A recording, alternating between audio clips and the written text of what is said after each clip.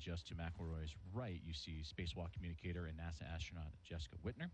She will be communicating and relaying information to both Suni Williams and Nick Hague as the EVA continues to press along, and also Capcom Aki Hoshide, who actually went on 3 different spacewalks with Suni Williams in his career. He will be joining as well. So that is Nicole McElroy and our Vista flight team in support. Elias Mirmo, who will also be the flight director for a week from now, US EVA number 92, that will feature NASA astronauts Suni Williams and Butch Wilmore.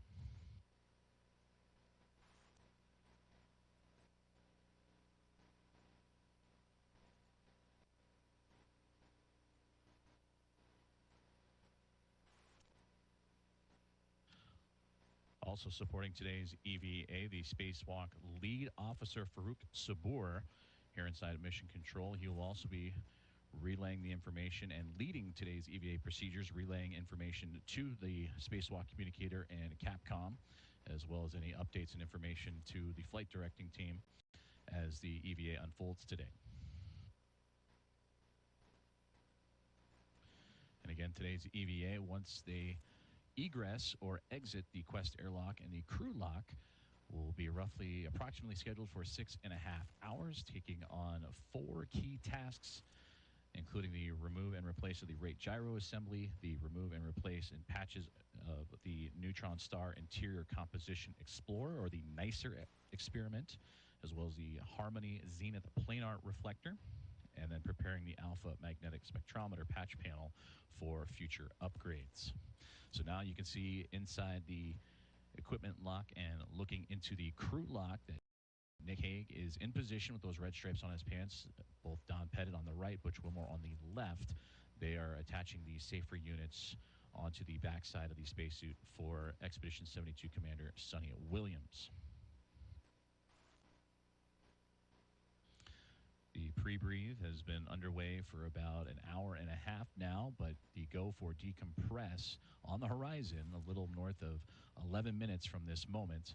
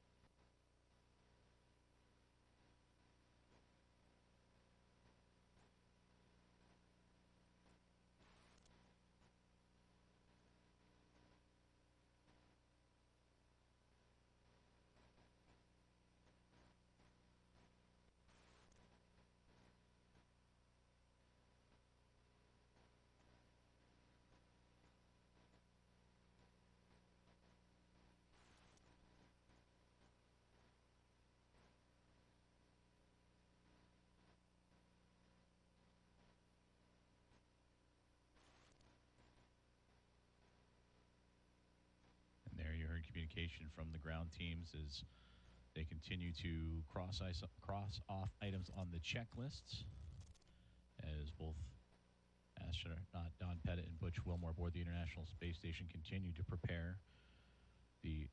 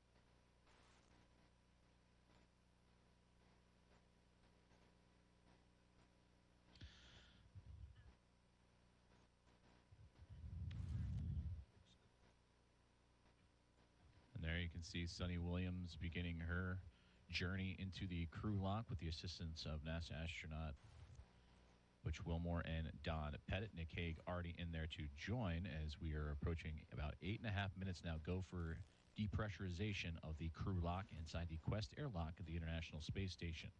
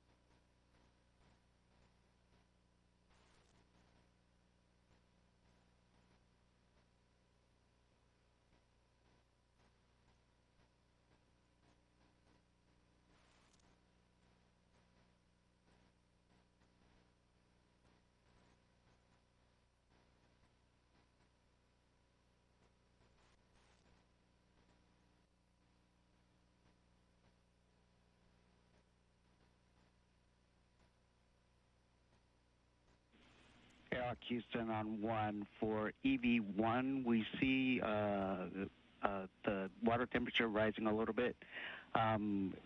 Check for cooling, and if you are able, could you turn your TCV to 4 for a minute or two? And that is for EV1.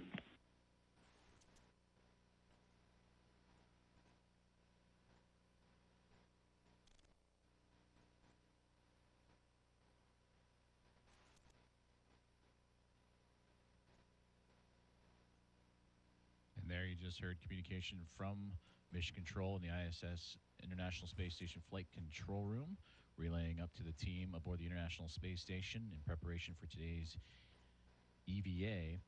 They referenced EV1, that is Nick Hague. EV2 is Sunny Williams, who is closest in the crew lock, that is in her suit and her helmet facing towards us. You can see the feet of Nick Hague up above, as those two have just recently been unhooked from their brackets inside the equipment lock portion of the Quest airlock and journeyed their way into the crew lock.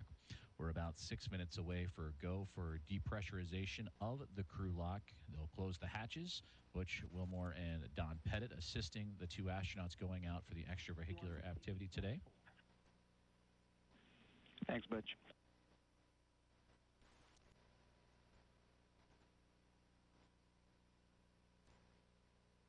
EV2 TCV going to 3.5. Copy.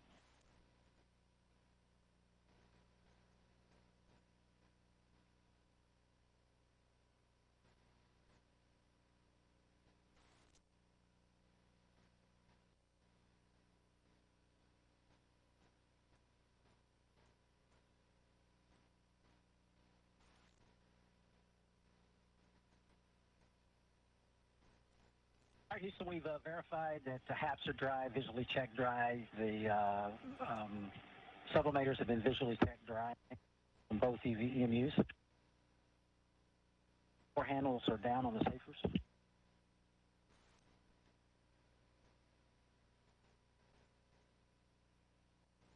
We're going to get your safety tethers configured. Y'all set for that?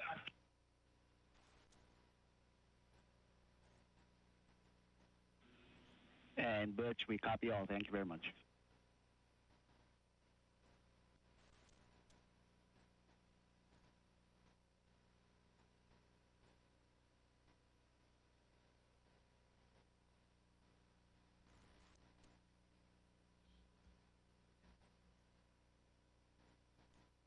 All tests and checkouts continuing to move along for both NASA astronaut Nick Hague and Sunny Williams in preparation for today's U.S. EVA number 91, the 273rd, in support of International Space Station assembly, maintenance, and upgrades, in which they will shortly be entering a go for the depressurization of the crew lock before opening up the hatch and venturing out into the vacuum of space, in which they will undergo a planned 4-task day including the removal and replacement of the rate gyro assembly that helps give orientation data on the International Space Station.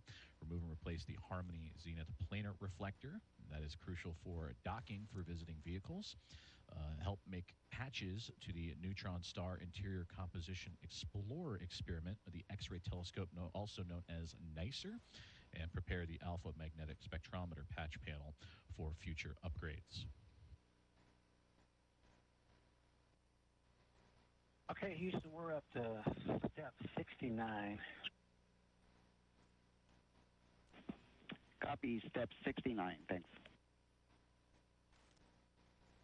Do you want us to continue?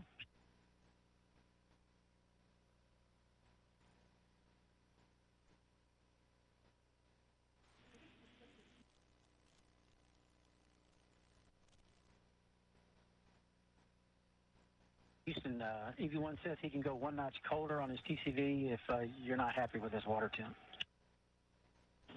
Standby checking.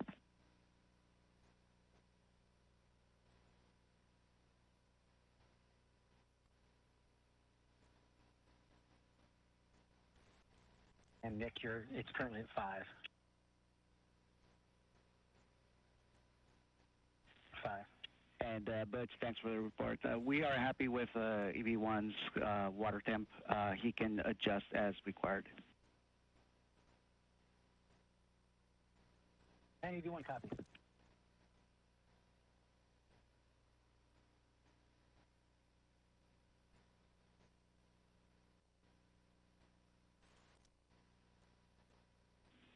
And Butch, your go to close the hatch, be advised, go for depress in less than 2 minutes. We're going to close the hatch. Here we go.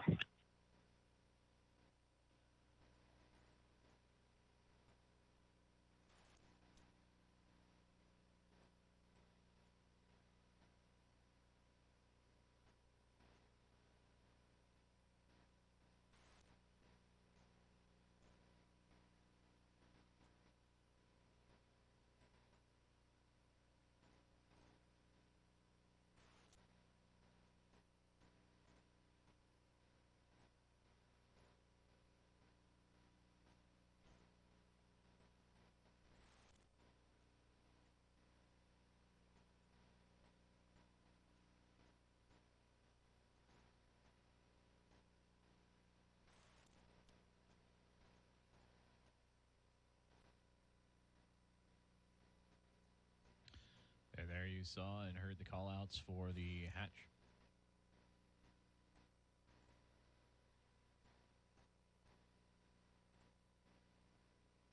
Relaxing the hatch now. Copy.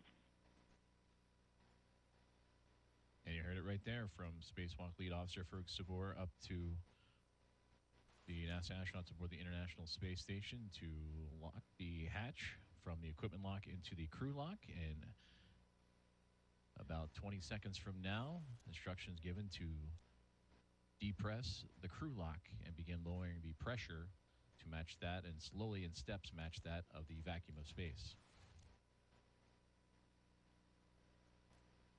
Hatch is actually not closed yet. What did you need? Did you need anything? Correct. No, you'll be doing that when you get to vacuum.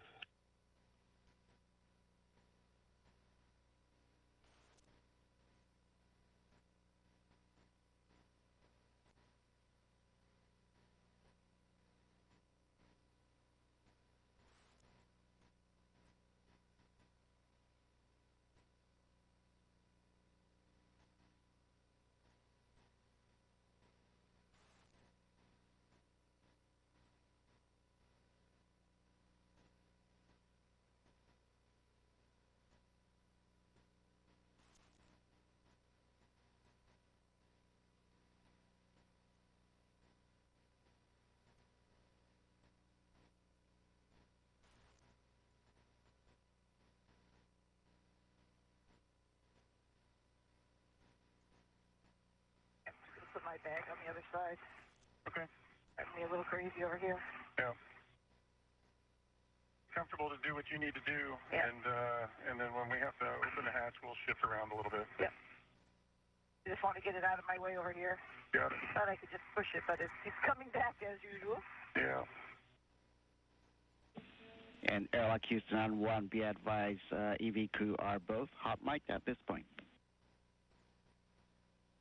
Okay, copy that. Got your hot mic. All right, we're hot mic. Copy that. Morning, Houston. Good morning, Houston. Good morning, Nick and Sunny. We'll be happy to.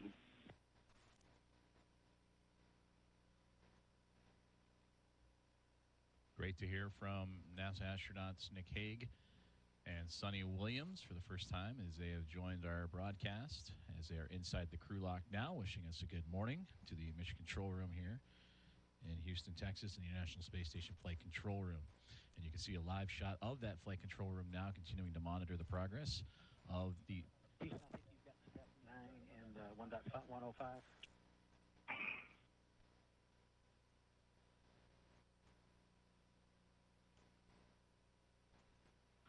And Butch, confirm step 77 is complete? That's correct, 76 and 77. Okay, copy that.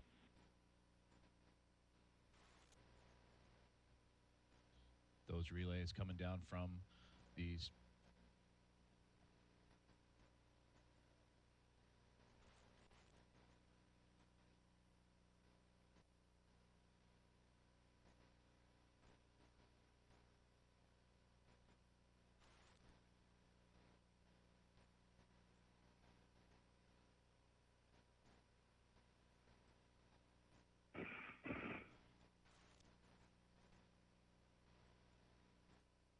Those relays coming down from the ground team here inside Mission Control Houston.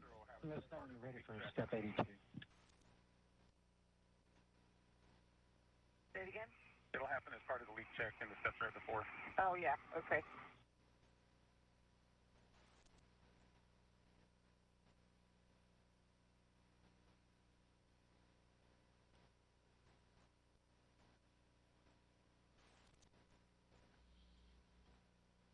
Checkouts continue to move along for today's EVA procedures as NASA astronauts Sunny Williams and Nick Hague are inside the crew lock, which is just on the other side of that hatch that you see from your field of view. And their support teams of NASA astronaut Butch Wilmore and Don Pettit also on the inside of the equipment lock of the Quest airlock, going through those step-by-step procedures. 79 are complete. You are go with steps 81 and subs. Hey, here we go. All right, EV2, check. Press pump power is off on the UIA. Press pump power is off on the UIA. Try the depress pump enabled LED is on. Enabled light is on.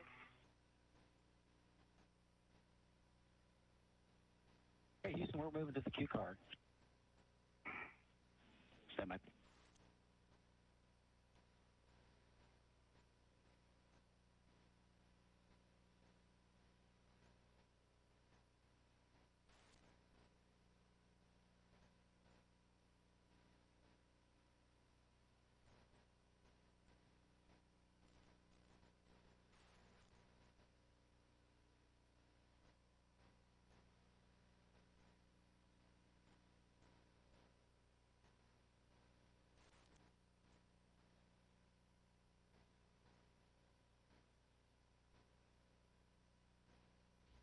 We are now waiting the go-no-go from the ground as teams here in Houston as well as up. Houston, you said stand by for the depress repress Q card, correct? Yeah, stand by 1. We are checking on the ground that everyone is ready. So stand by just 1 second. Outstanding. We're standing by. And there you heard it right there. Teams up in the International Space Station as well as teams on the ground going through those final checks before giving the go-no-go for today's EVA procedures. Regarding the handover in the crew lock, depress, repress Q card, the handover from you to Jesse here, we were thinking that we can hand over after or at the initial tether config for egress. That is step 11 in the Q card. That's what we have marked. We'll be ready to hand over at step 11. Thanks. Okay, copy that. Thank you.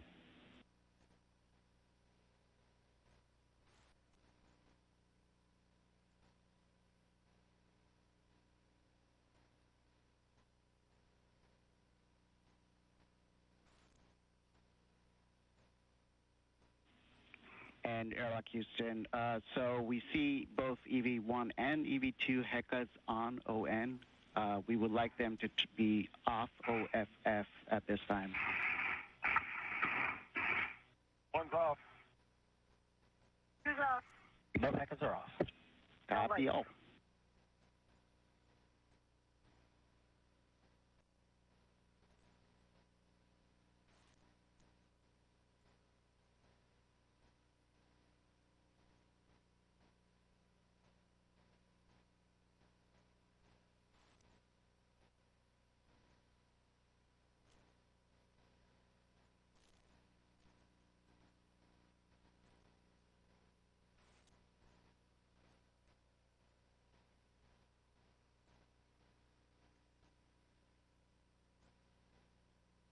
This is Mission Control Houston, where you see NASA Flight Director Nicole McElroy on the near side of your screen, alongside with Flight Director Elias Miramo for support, going through those final checks for today's EVA procedures. Capcom Aki Hoshide, JAXA astronaut, alongside with NASA astronaut Jessica Whitner, taking over the communications roles for both Capcom and Spacewalk communicator. Whitner will be the one communicating with Sunny Williams and Nick Hague through today's procedures.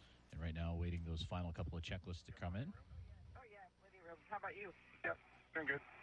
You can even move over a little bit forward. No, you're going to be throwing switches, so I'm just back here. So I've got plenty of room to grab my workstation and do what I need to do. Yep. And that was Nick Hague and Sunny Williams talking together. They're right now inside the crew lock, awaiting for the official go to start depressurization of the crew lock to match the pressure that is inside to that of the vacuum of space. And we'll be hearing a lot from them as they work through today's planned spacewalk procedures. Just looking out the window, trying to look out the window.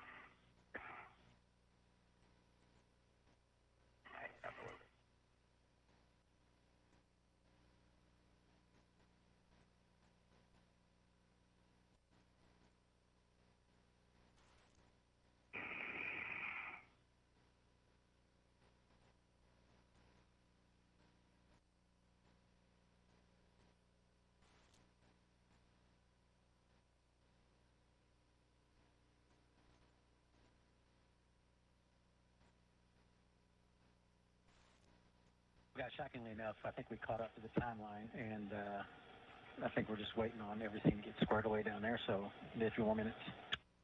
Okay, Butch. Thank you. You guys did an awesome job getting this stuff in here. Yep. Airlock Houston, we are go for the crew lock depress repress Q card. Okay, pick it up, step one of the depress Q card. All right, EV2 on the UIA. Switch the depress pump power to on. We're going to wait 10 seconds. Okay, on the UIA, depress pump power coming on.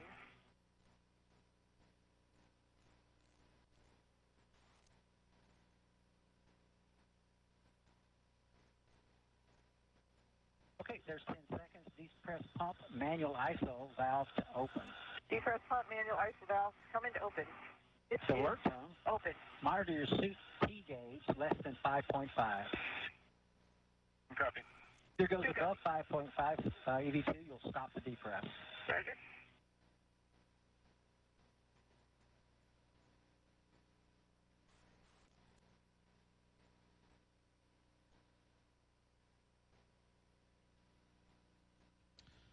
So there you heard the go and command given to begin the depress of the crew lock, and we will monitor that as the air pressure inside the crew lock will then be lowered to match that of what will be the vacuum of space for NASA astronauts Nick Hague and Sunny Williams. I'm sorry, 6.0, my bad.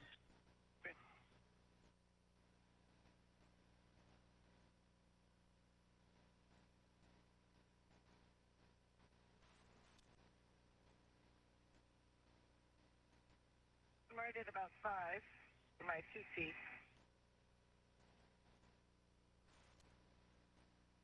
What are you at? 4.5.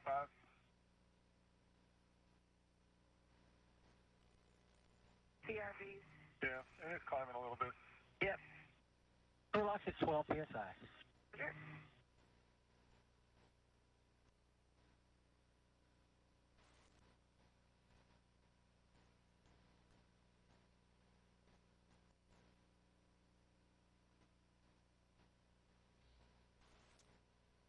And I've got my PPRV.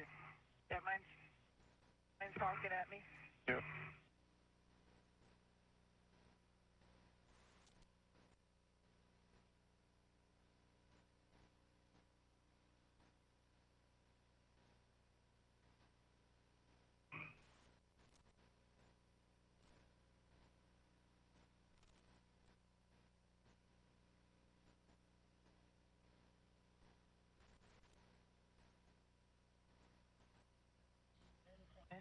.8 psi. Copy. The same. And you hear the call-outs of communication between Mission Control Houston, the NASA astronauts you are seeing here on screen, and Butch Wilmore and Don Pettit, and the astronauts inside the crew lock for today's EVA, and Sunny Williams and Nick Hague, monitoring as the PSI, the pressure inside the crew lock, continues to decrease to slowly match that of the vacuum of space.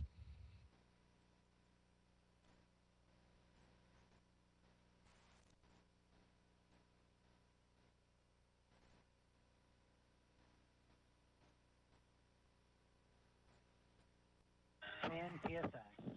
Roger. Sure.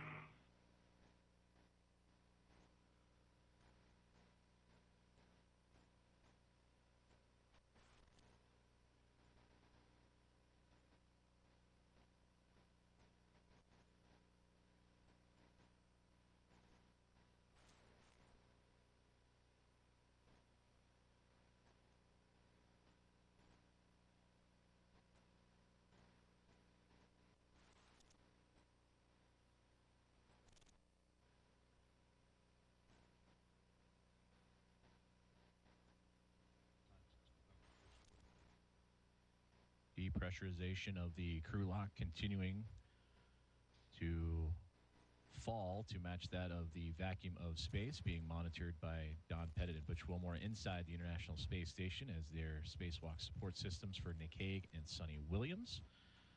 As we continue to monitor as it slowly sinks down to match that, and hearing the call-outs and different milestones of that PSI falling. Dispatching 9 psi. One copy. Copy.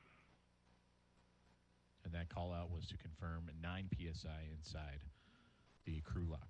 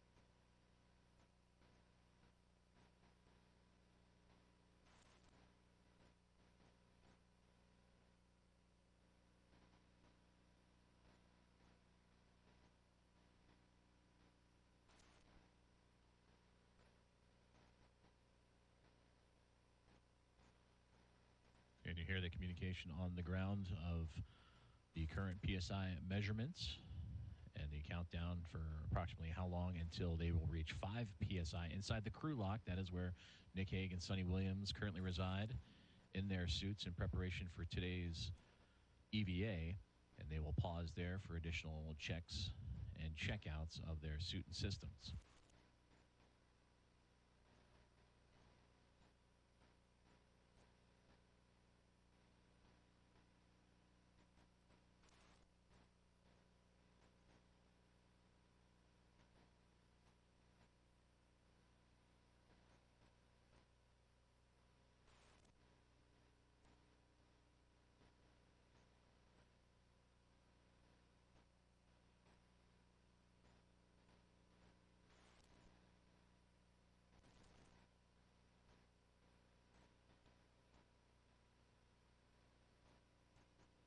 All right, 7 PSI. 2 reminders, again, expect an alert tone at 6. And for EV2, when we get to 5, we're going to take the depress pump mine ISO to closed. I'll call you. Okay, EV2 copies. And 1 copy.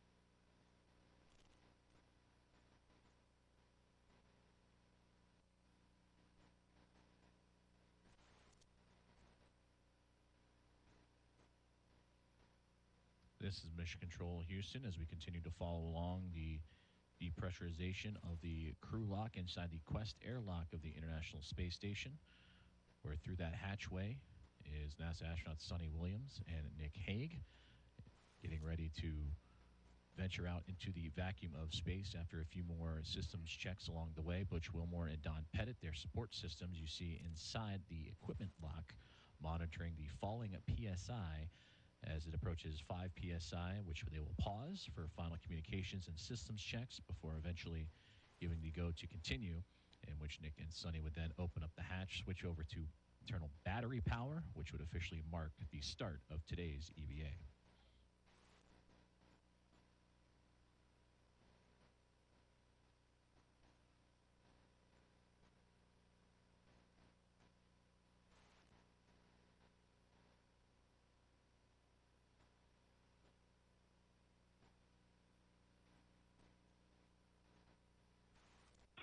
For EV2.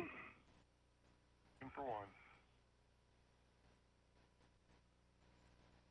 You're going to call me? I'm going to call you. Okay. I'll wait for your go.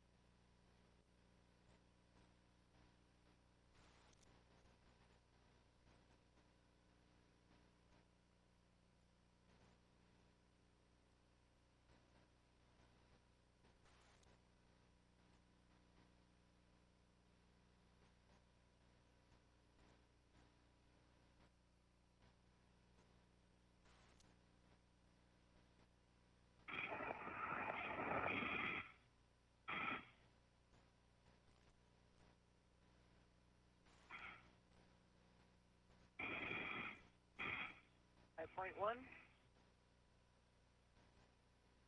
right, that's close enough. EV2, depress pump mine ISO to closed. Press pump manual isolation valve is closed. Okay, for both of you, status until leak check question mark is displayed. Hold it for 2 seconds and follow the displayed instructions. 1 copy. 2 copies.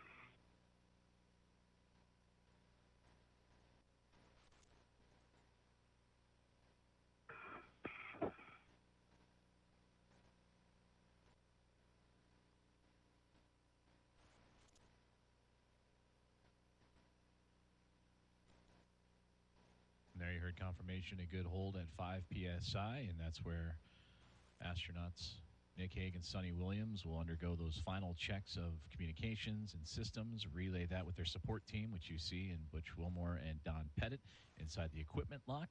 And there you can see the flag on the arm of one of the astronauts just inside of that crew lock. Once that is completed, the PSI will continue to climb downwards and match that of the vacuum of space, in which the astronauts inside in Hague and Williams will be given the green light to switch to internal battery power, thus officially starting today's EVA.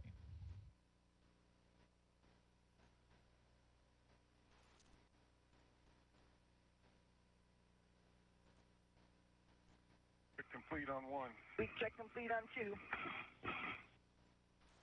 Outstanding. So check your O2 actuators in EVA. Okay.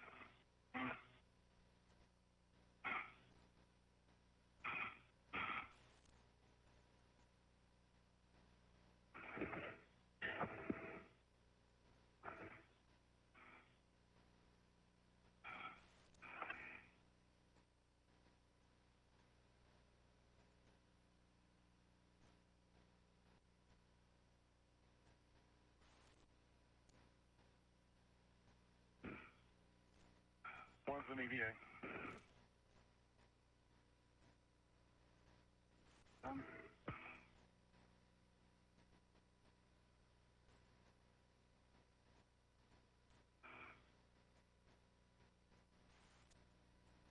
An EVA, let me just double check. EVA. Say it, right? It'll say it. Yep. So EV2 is an EVA. Ending. Flip step 7, if you're following along there, Sunny. Depress pump man ISO valve to open. Expect alert tone. Okay, depress pump manual isolation valve coming to open. We're also going to open the emergency MPEV.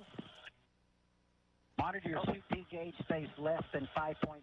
If it goes above, stop the depress. One copy. Good copy.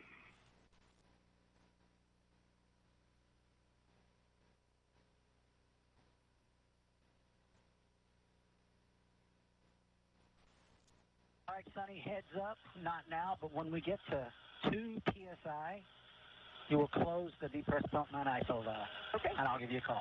Roger that.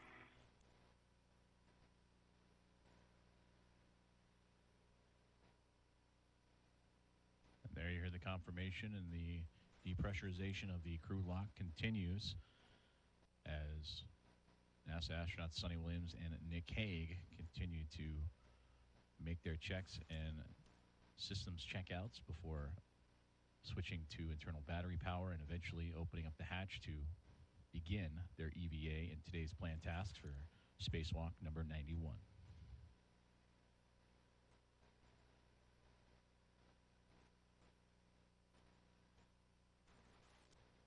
Four PSI. Roger.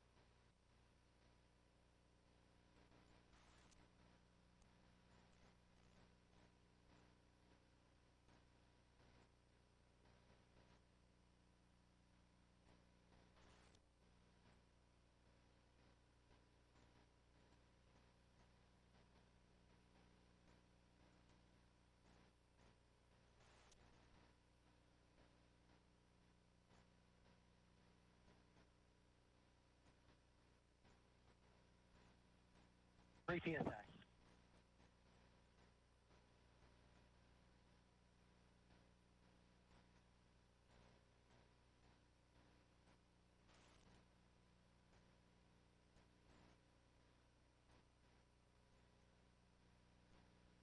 NASA astronauts Butch Wilmore and Don Pettit in your field of view, continuing to monitor the falling PSI inside the crew lock, which is just behind them, which currently holds NASA astronauts Sonny Williams and Nick Hague in preparation for today's EVA.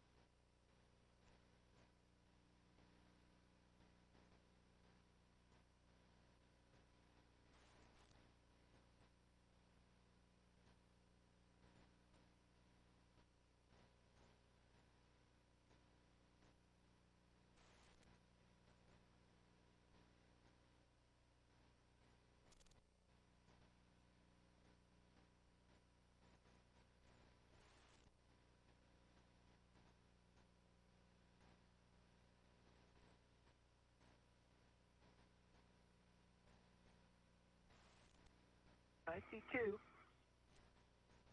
Okay, we're close enough. DV2, depress pump mine ISO to closed. Press pump manual ISO valve is closed. You can also switch the depress pump power to off. Depress pump power is coming off. Nice work. I'm going to hand it over to ground IV. You got it, ground. Thank you, guys. Thanks, Butch. Thanks, Don. Good morning, Nick and Sunny. Happy to be working with you guys today. When you are ready, we can report your initial tether config. Okay. Sunny, I can see.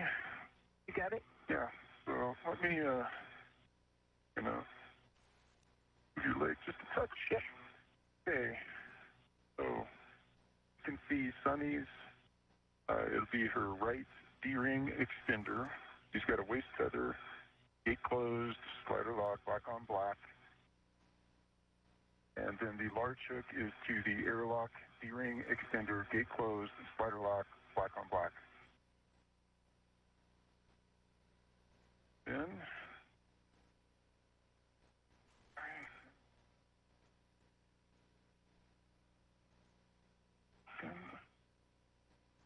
What are you looking for? your tether pack. That's me. Tether pack is down by your shoulder a little bit. Yeah. There we go. Okay.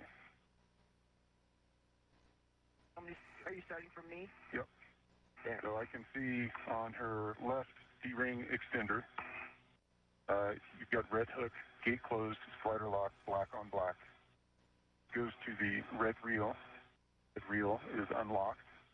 The green hook is on the red reel in the unlocked position. The yellow hook goes to the green reel. Gate closed, slider lock, black on black. Green reel is an unlock. Her anchor hook is gate closed, slider lock, black on black. My waist tether on my right side. My waist tether, large hook, gate closed, slider lock, black on black. That goes to my right D-ring extender, gate closed, slider lock, black on black. My tether anchor, or red hook, is on that same D-ring extender, gate closed, slider lock, black on black. To my red reel is unlocked. Green hook is on my red reel in the unlock. The yellow hook from the red reel goes to my green reel, gate closed, slider lock, black on black. And my anchor hook is on the workstation. I think we've got one more waist tether on you, Sunny, to confirm. Waist tether is connected to my D-ring on my left side, and then it is connected to my mini workstation on the T-bar. Yeah, and I can see that it is gate closed, slider lock, black on black to your D-ring. Roger.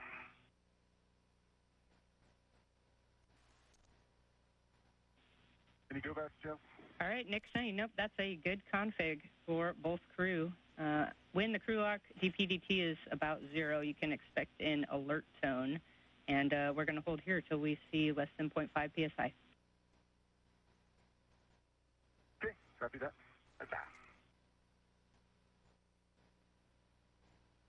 And a wonderful rundown there from NASA astronauts Nick Hague and Sunny Williams as they went through their initial tether configurations to connect themselves to the International Space Station for safety to make sure that they remain attached to the orbiting laboratory. And they will continue to await the final calls before switching to battery power and then eventually making that progress to open up the hatch and begin today's EVA activities. And when they switch to battery power, that'll officially mark the start of today's EVA.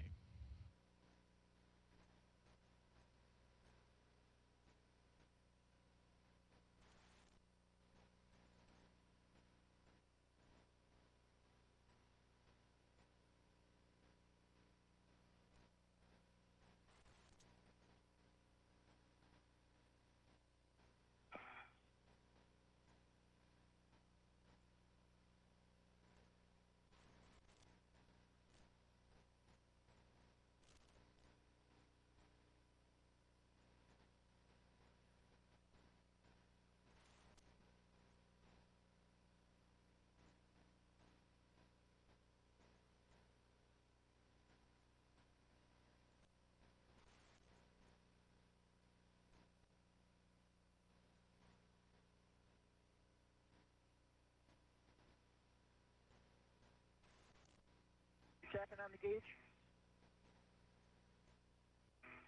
I'm joking.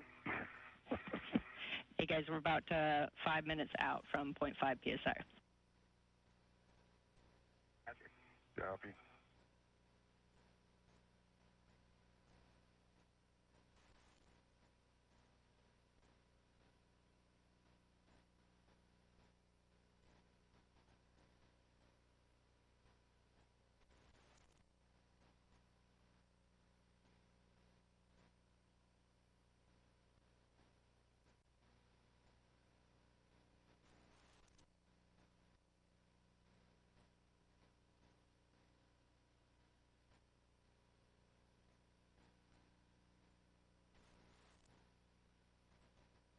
This is Mission Control Houston as we continue to monitor the decompression of the crew lock inside the Quest airlock of the International Space Station, in which NASA astronauts Nick Hague and Suni Williams, EV1 and EV2 respectively, titled for today's U.S. Spacewalk.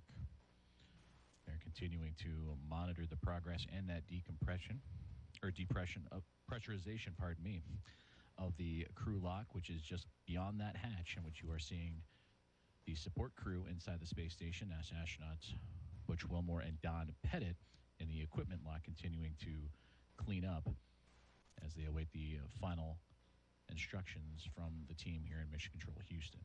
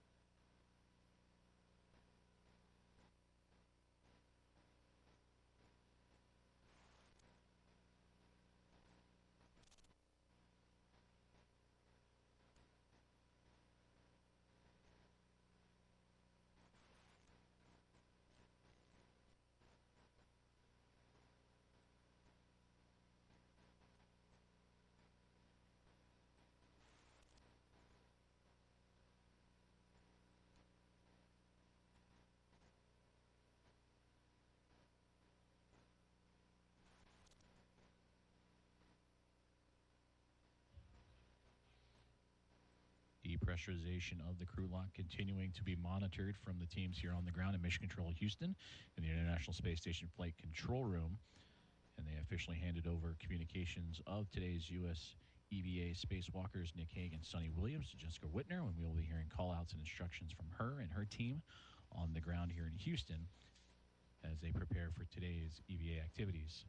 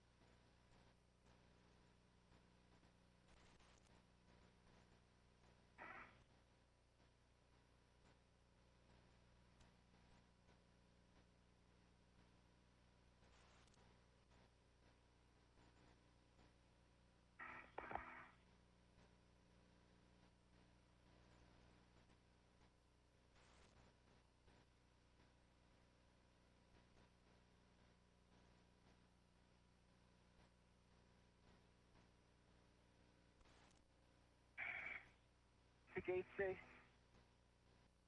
I switched over. B. Yeah, it's 0.7.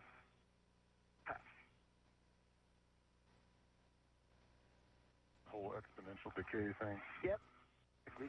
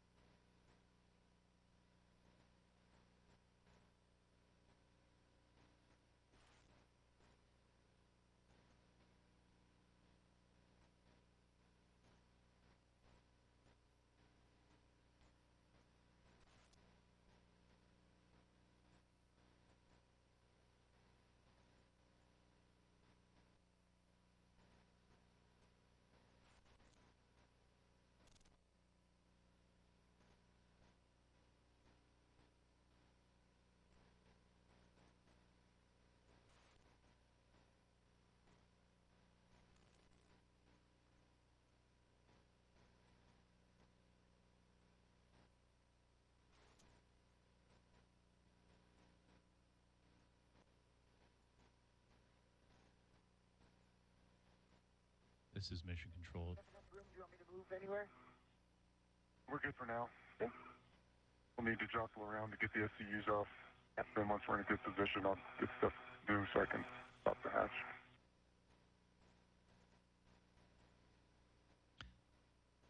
This is Mission Control Houston, where you are hearing conversations between NASA astronaut Suni Williams and Nick Hague as they continue to monitor, as well as teams inside the International Space Station and on the ground here in the International Space Station Flight Control Room in Houston as the PSI continues to fall inside the crew lock of the Quest airlock of the International Space Station, as both Williams and Hague prepare for today's planned EVA and upcoming tasks.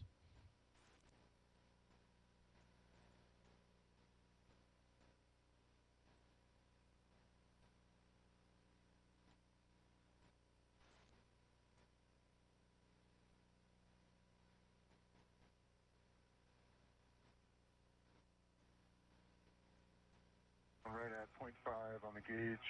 I go. For Houston, go.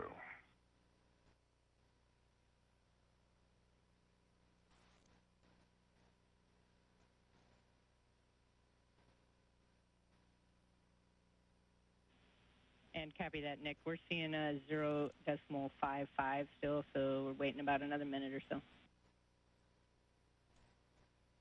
Got it, Jeff. Thanks. All right, that man, is it daylight or nighttime out there? I go with daylight.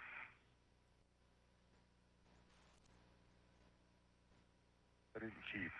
Guess I could have looked at the timeline. I didn't either. I'll say nighttime. One of us will be right. Like that approach.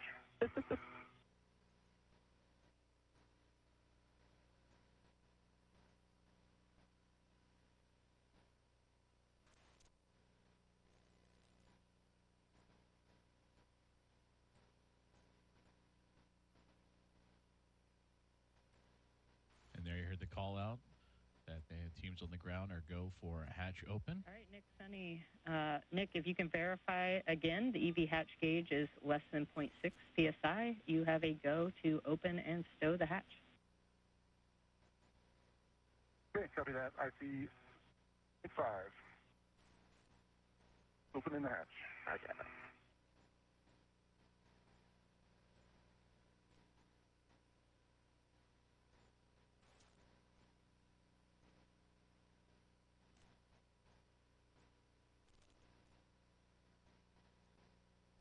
Oh, you won. You're right. Right. Nice. Back up a little bit. Yep.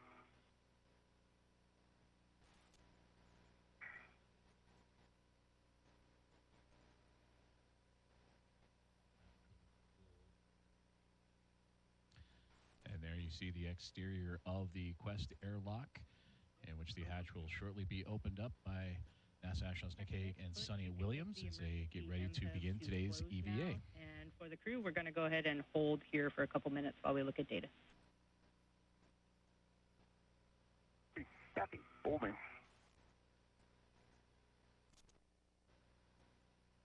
RTA premise closed.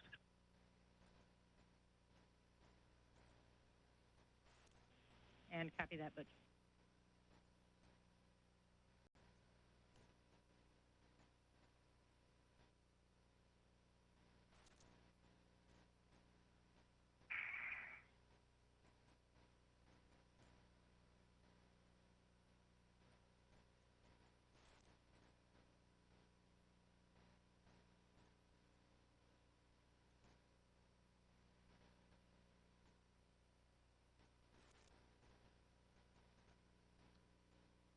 And this is Mission Control Houston as we continue to follow along the progress of what will soon be the hatch opening of the crew lock, a part of the Quest airlock on the International Space Station, in which inside that crew lock, Nick Hague and Suni Williams prepare for U.S.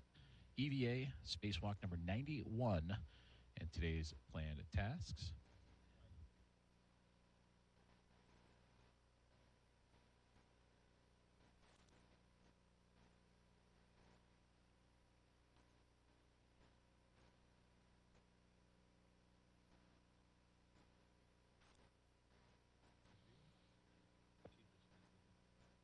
We're currently experiencing a temporary loss of video feeds from the International Space Station, but as expected, and we will have those views from just outside the Quest airlock shortly. As you heard the calls on the ground, good to proceed and continue on with today's EVA as Nick Hague and Suni Williams for Hague anticipating the beginning of his 4th spacewalk, and for Suni Williams, this will be her 8th.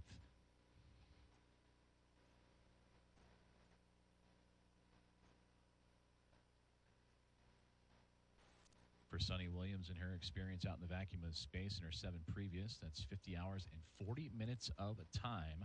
And for Nick Hague, we mentioned it'll be his 4th coming up here and momentarily to add to his total of 19 hours and 56 minutes. So we are go for the EVA. When you are ready, both of you can take your switch power to BAT, and you will stagger switch throws. Expect a warning tone. Okay, here goes mine. In bat? Yep. One's in bat. Okay. EV2's in bat. Copy the functional display. I do too. Copy functional displays. Suni, on the UIA, you can switch power EV1 and 2 switches to off.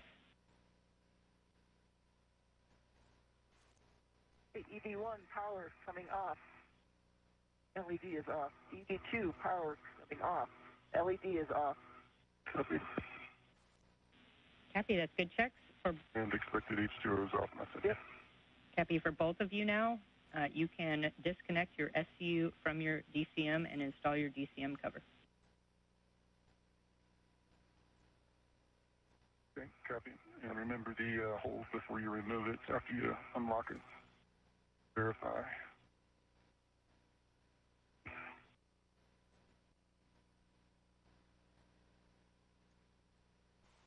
Little pieces of ice coming out. Yeah, just a little, but we are good.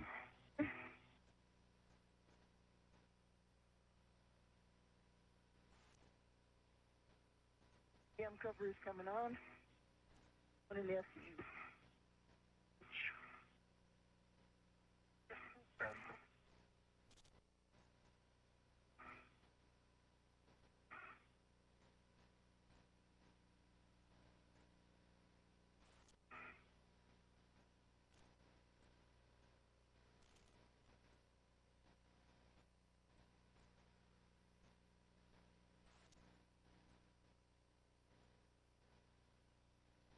Okay.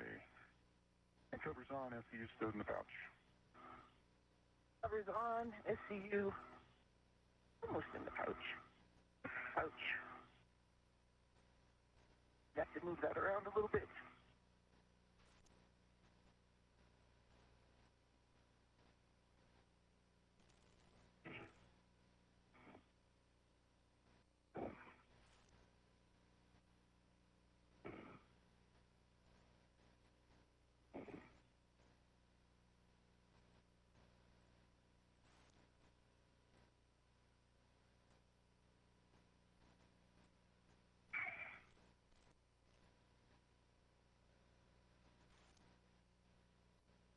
if you get yours down, just as you back out, my SCU pouch kind of comes back towards your direction. Yep. Yeah, so just as you back up, just mindful. Yep. Two.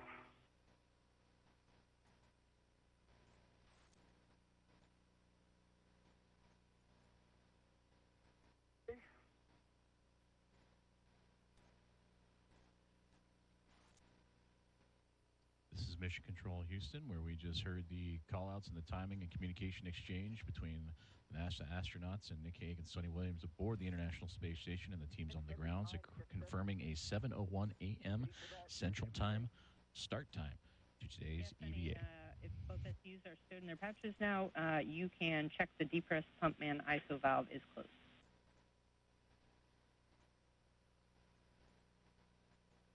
Pump manual isolation valve is closed. Happy for both of you. If you could And take again, your to TCD confirm valve that the official start time for today's EVA after that communications exchange we just heard, 7:01 a.m. Central Time, 8:01 a.m. Eastern, to begin U.S. Spacewalk number 91.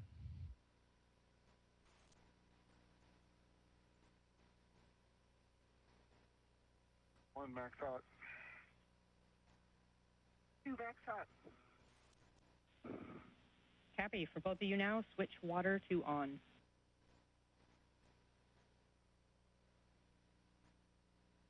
One, water on.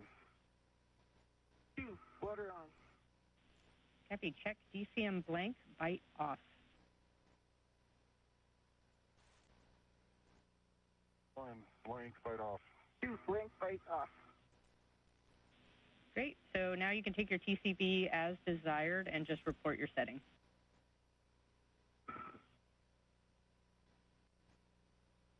Didn't work.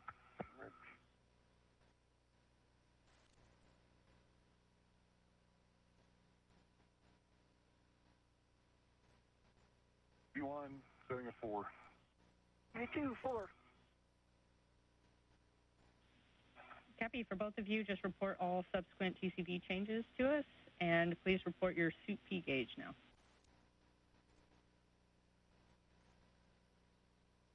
One copies, and I have 4.3. B2 is 4.2.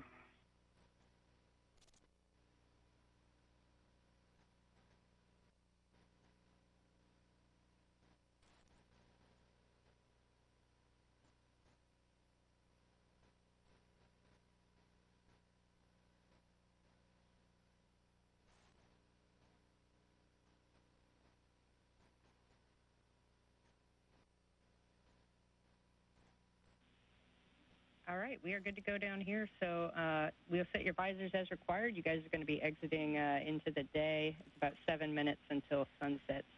And at this time, Nick, I'm going to have you inspect the hatch sealing surface for any damage, water, discoloration, or residue.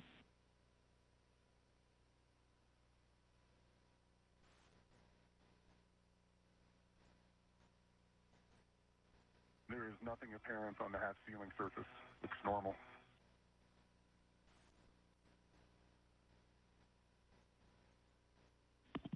All right, Nick, that's good news.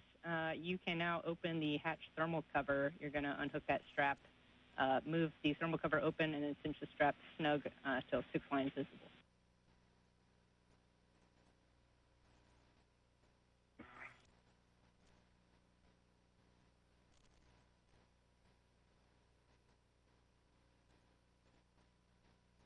You are looking live just outside of the Quest Airlock for the International Space Station as you're starting to...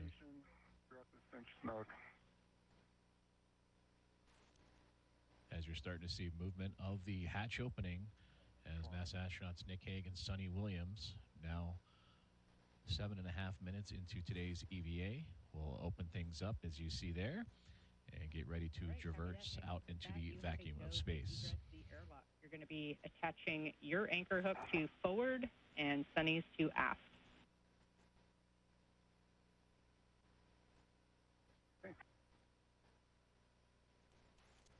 And that is EV1 Nick Hague, the first one to pop out of the hatchway of the crew lock of the International Space Station. And at the time, the International Space Station currently flying some 250 miles over Turkmenistan and about to enter an orbital nighttime period.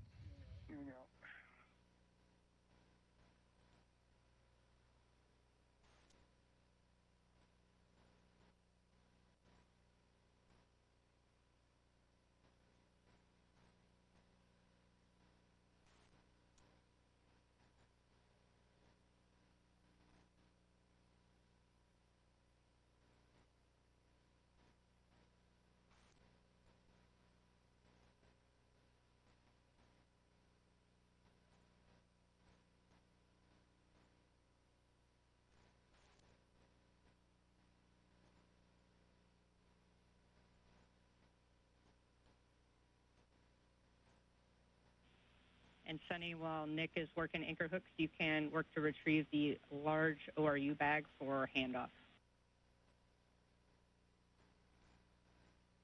Roger.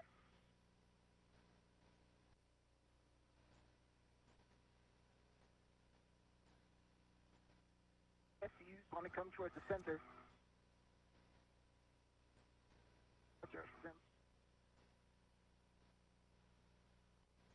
That is NASA astronaut Nick Hague, just outside the hatchway area of the Nick, when you're ready. crew lock of the Quest Airlock, EV-1, designated by the red stripes you can see on the pants of his suit. Moving into position for the BRT.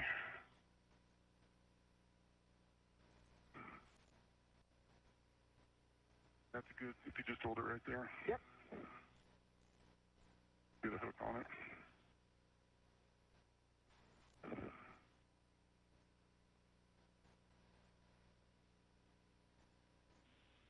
See a good hook. And Nick, Releasing the airlock hook. Yes. Nick, just jumping in. We want to make sure that I see you come back in. reels are unlocked. You back.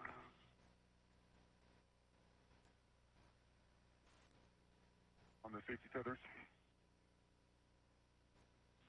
Yeah, A-firm Nick. Locked on my red. Yeah, I can understand. I'm going to deal with this ORU real quick, Jess, and then I'm going to check those.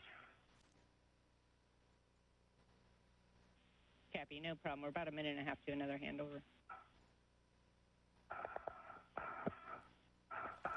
Okay.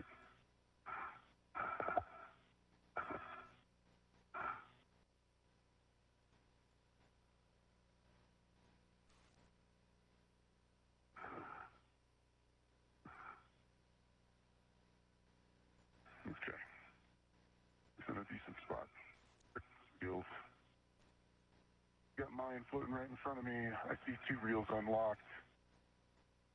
And here's, I see a green reel unlocked and a red reel unlocked. All 4 reels are unlocked. Oh, yeah, I'm going to get out of your way. Cappy, good check. My legs are going to... I'm coming out. Okay. Your tether is right in front of you. Okay. And I have my BRT tether on the lock bag. Okay. Coming out. Tethers are tended nice right directly in front of you, so clear your legs. What is there? You're good. Safety tethers are just strung out in front of you towards your tether point. You're good. All right. Yeah. The lock bag is coming out. It is on the BRT tether. Okay.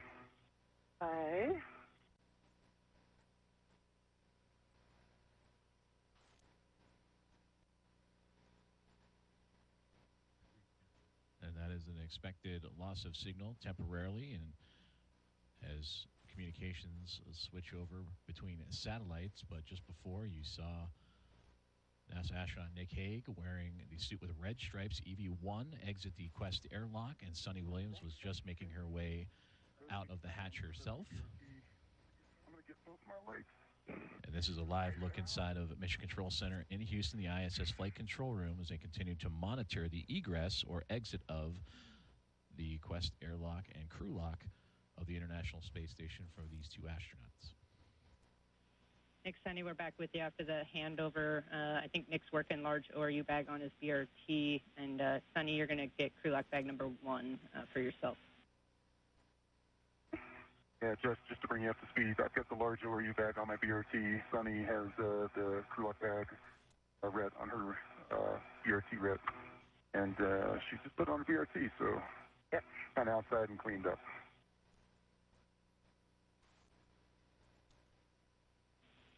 I got to get my BRT on the other side. Paddles ended. It is on. Crew lock bag on my left side.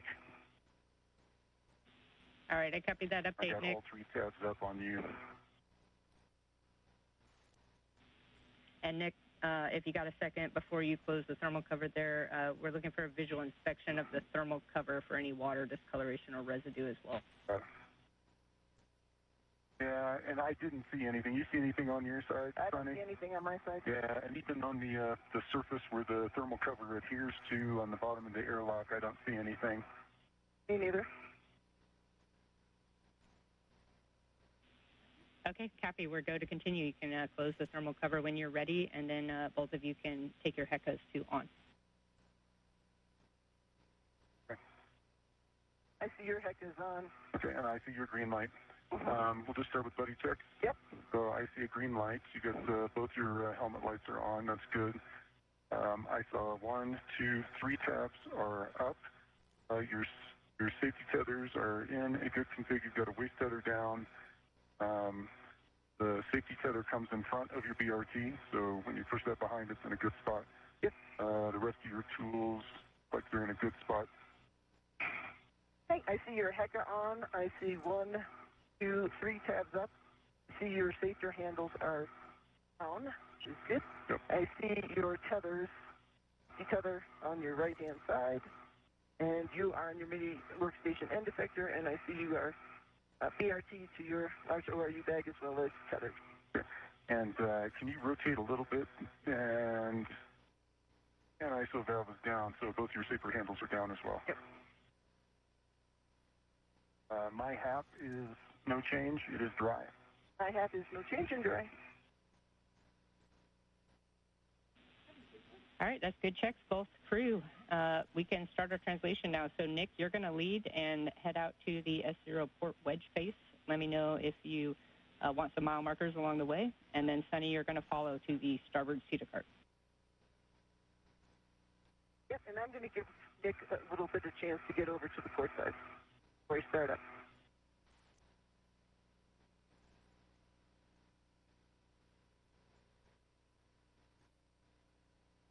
There you heard great communication between NASA astronauts Nick Hague and Sunny Williams as they have exited the Quest airlock and did buddy checks to make sure everything was A-OK before beginning their motions to move across the International Space Station and begin their first planned task of the day, the remove and replace of the rate gyro assembly unit number 2 that helps provide orientation data on the International Space Station.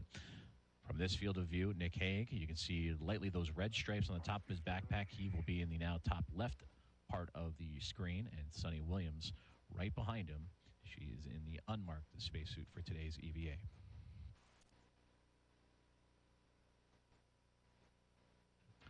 And while they make their way across, flight controllers have given the command to power down the rate gyro assembly number 2, as both Nick Hague and Sunny Williams make their way over to that portion of the International Space Station truss system. And again, that rate gyro to remove and replace provides orientation data on all 3 axes of the International Space Station. That is today's priority task of U.S. Spacewalk number 91.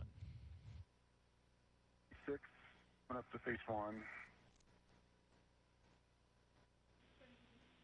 Copy, Nick. As you go over the top, I have a couple cautions specific to you. Remember, you want to avoid contact with the GPS antennas, and then avoid loading the NZGL cable and connectors on that hab tray on the back side of the truck.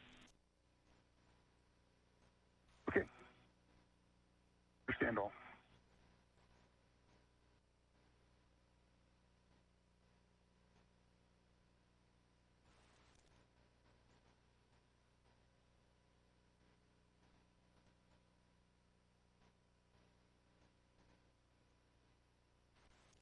And Nick, I see you heading forward. I'm going to start heading up.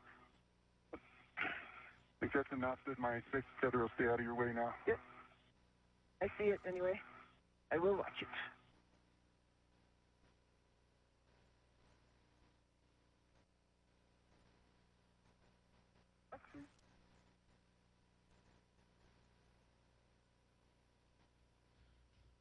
We are approaching 19 minutes into today's EVA activities as NASA astronauts Nick Hague and Sunny Williams continue to communicate as they make their way over to the first task of the EVA, which is to remove and replace the rate gyro assembly unit number 2 that has been given the command to be powered down in anticipation of this remove and replace.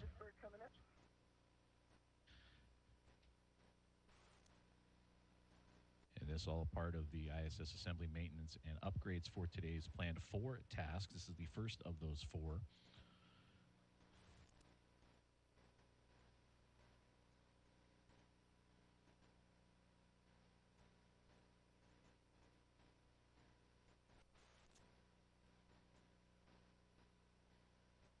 That is astronaut Nick Hague in the red stripes moving into position. That's Sunny Williams closely following behind as the International Space Station currently in an orbital nighttime.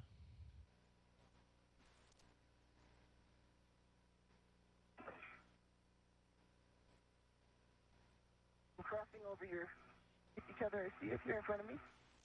Okay. And there's a great look at Expedition 72 Commander Sunny Williams with Nick Hague just above her on the truss of the International Space Station, translating across that truss to begin work on the rate gyro assembly unit number 2 replacement. I'm over on the seat of card, Jeff. A-firm. Sunny, you're going to head out to the starboard seat of cart, and once you're there, you can stow crew lock bag 1 on any of the seat of cart square grids.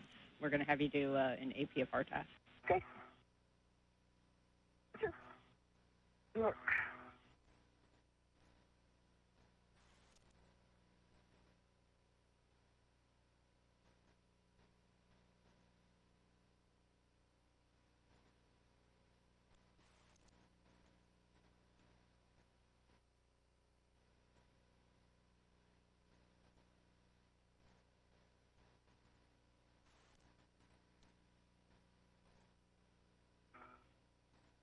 Hey, Jeff, I'm at 3519 for the location.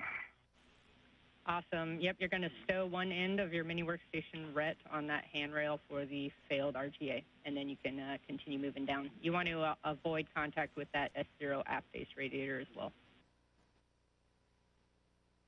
Okay. And I see the shiny surface.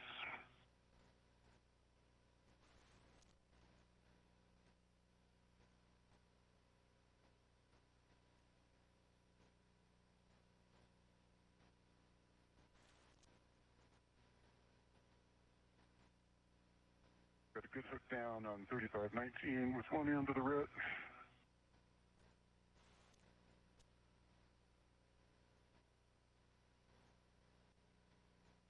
Other end is free.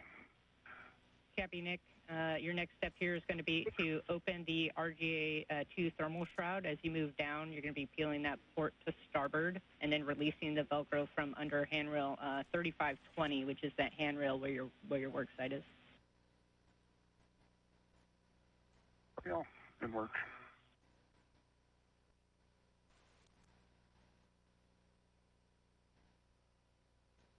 Hey, getting the lock bag is connected. I'm just getting it off of me. Cappy, Sunny, let me know when you're ready for words for the APFR relocate. Hey, I'm ready for words. Okay, you're going to relocate the APFR from the WIF-X that's currently in WIF 1, and you're just moving the APFR only to WIF 4.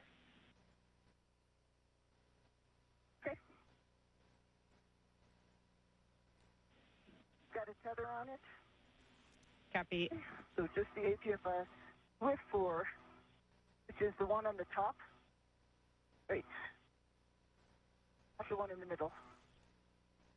Correct? WIF 4 is going to be the one on the top it's actually going to be port side of the starboard pseudocarp. Yep. Port and hop up. Yeah, A-firm. That's a good read back. And then you're looking for a clocking of 3, and then I have the other settings for you when you're ready. Clocking of 3. 23 and a half minutes into today's EVA, you're seeing Sunny Williams adjusting the portable foot restraint systems in preparation for today's first task of U.S. EVA number 91, the removal and replacement of rate gyro assembly number 2. For Sunny Williams, this is EVA, her 8th spacewalk into the vacuum of space, nearly more than 18 years after her first. As for Nick Hague, this is his 4th, and he will be seen in red stripes on his suit, his first since August of 2019. No. Okay. Net handrail 3520.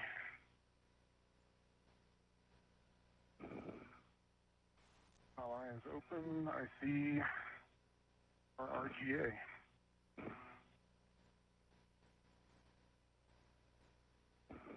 Going to work on temp stowing our U bag.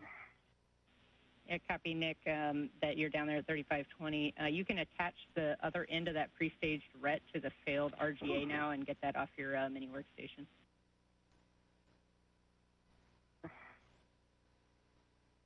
They got the collar to move, Jeff. Maybe I'm not getting it far enough.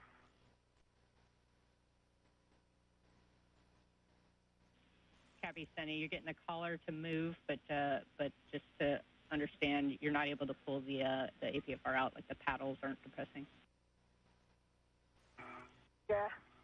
I think I have to get to the black line to the yellow line. Wait. I'm not getting it over there.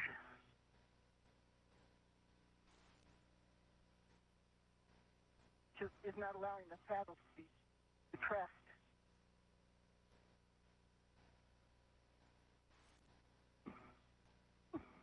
Interesting. Yeah, copy, Sunny. Okay, If the collar should be all the way black on white or black on yellow in this case. Yeah. And I copy, Nick, about the RET. You can temp stow the large ORU bag on that S0 wedge face now. Can work. I don't know if you could see it in my HECA, but that's as far as I can get the collar. Yeah. Not all the way to the white. Copy, Sunny. Actually, it looks like we might have bumped the HECA there, so if you could turn that back on, we'll see what you're looking at. Oh, yep, sure. Yeah.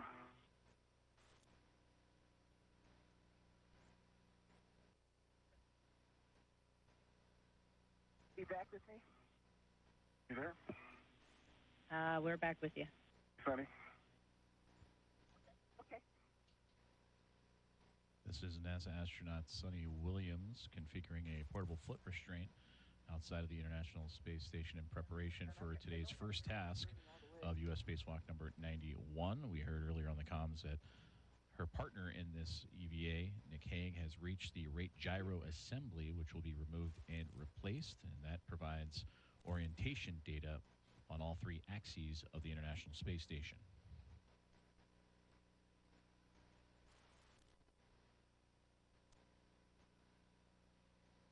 Nick, are you ready for me over there? Yeah, I'm still temp stowing the ORU bag, so you've got time to troubleshoot.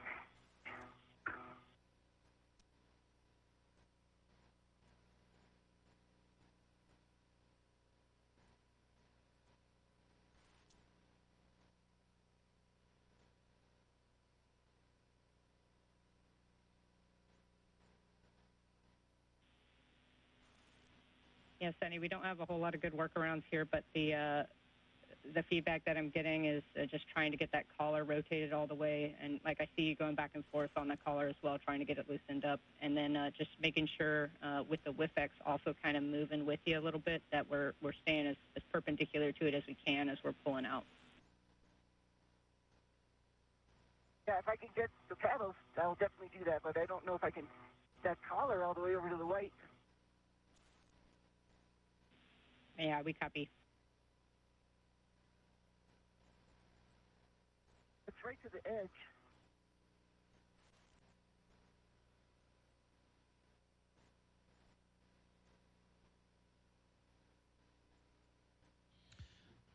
This is a live view from astronaut Nick Hague's helmet camera as he looks onto the rate gyro assembly as he prepares for the removal and replacement of this unit. The priority task of today's EVA is his partner for today, and Sonny Williams continues to configure that portable foot restraint. And there you can see Williams just outside the truss system of the International Space Station continuing to work with that foot restraint. Sonny, one last recommendation here. If you can try to rotate the collar to as far as you can get it with one hand and then squeeze the paddles with the other and just see if you get any motion in the paddles at all.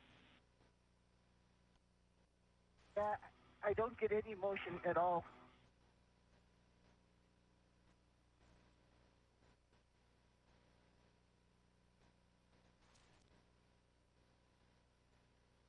So the collar's definitely not in the right place.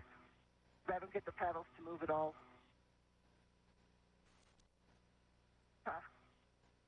And just TCV of 5. Copy, Nick, TCV 5.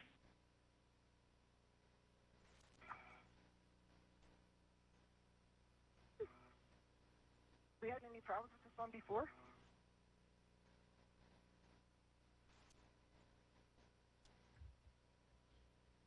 So the locking collar won't even rotate on you? Now 30 minutes into today's EVA activities as you are seeing So there's no side loading? Expedition 72 Commander and NASA astronaut Sonny Williams continuing to work on the portable foot restraint just outside the truss system of the International Space Station. Yes, Sonny, we're thinking through it down here as well. Williams in constant communication to troubleshoot with the team here on the ground with NASA astronaut and spaceflight communicator Jessica Whitner.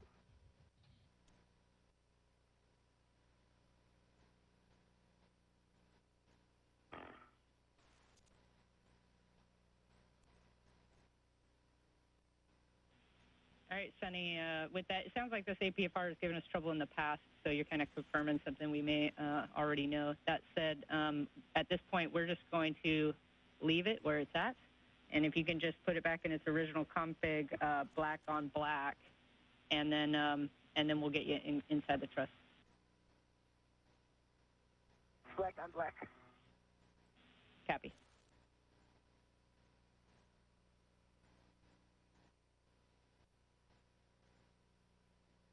And that is a live look in from the helmet camera of NASA astronaut Sonny Williams as she was just communicating with Jessica Whitner, the spacewalk communicator for today's EVA, on the portable foot restraint.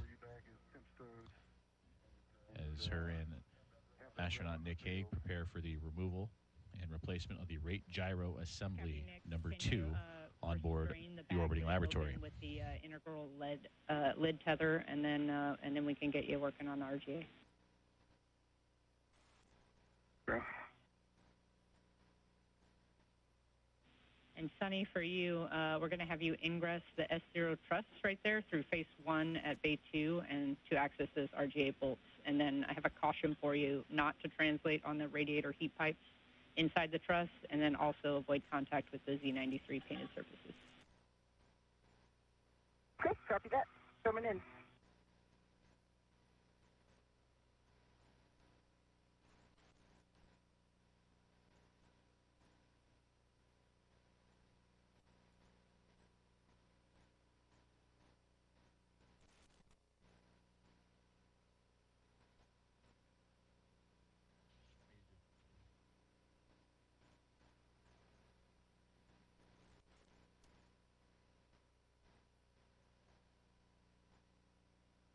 All right, Nick, I'm on the other side, as you can probably see. Yep. Get myself in position. See some light?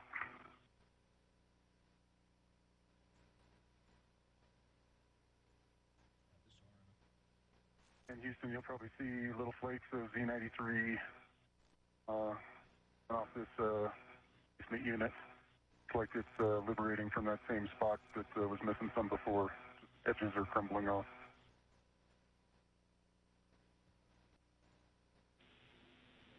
Yeah, Nick, to confirm, that's on the new unit when you open the bag, correct? The new unit, affirm.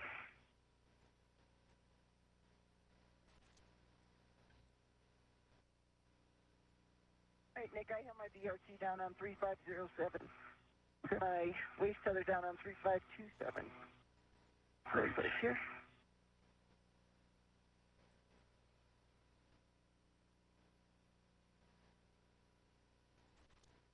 And just there's enough rigidity in the bag lid that it stays open without having to restrain it open. Okay, copy, Nick, about the bag, and we're going to go ahead and proceed. So when you're ready, we can work to demate the connectors from RGA2, and Sunny, you can help as well if you can reach the nadir connector. But there's two connectors, nadir and aft, and we're going to disconnect both of them and just get good inspection on FOD, pins, I can EMI. reach the nadir.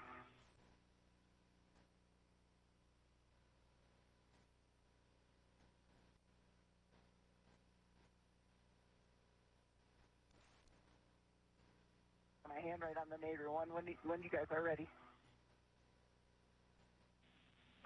Go ahead. And we are ready for you to disconnect.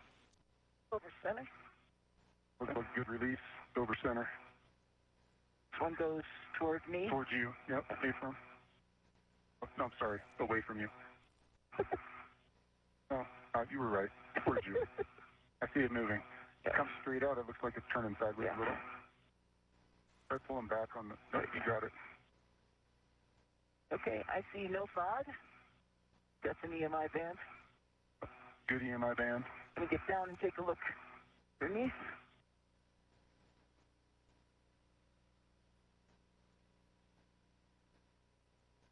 Get my head in there.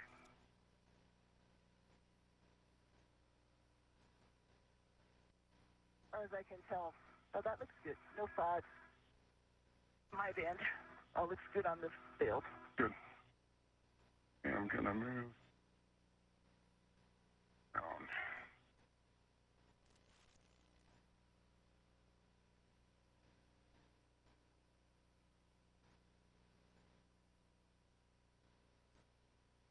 Okay. Just removing my electrical on that outside.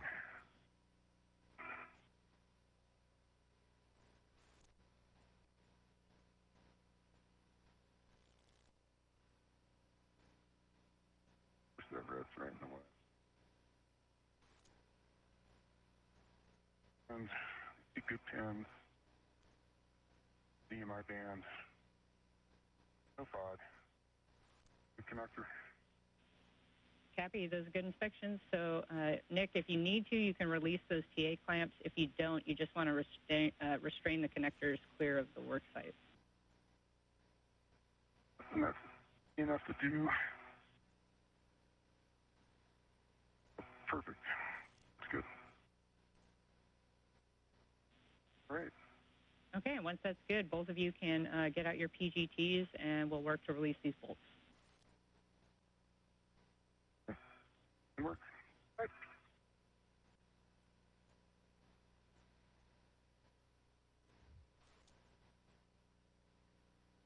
37 minutes into today's EVA with the great side-by-side view of NASA astronauts Nick Hague on the left and Sunny Williams on the right in their helmet cams as they work on today's top first task, the removal and replacement of the rate gyro assembly number 2, which helps calculate rotational rate data and the rate of change of the orientation of the International Space Station and helps better calculate that orientation.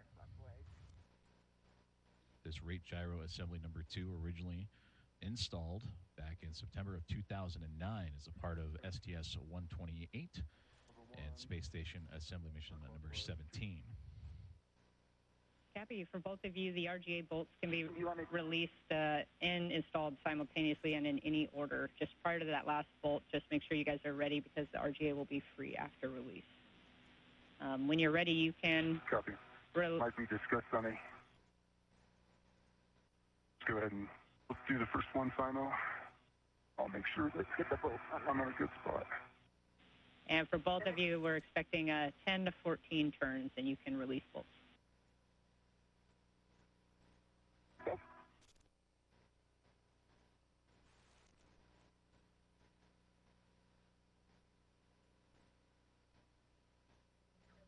out.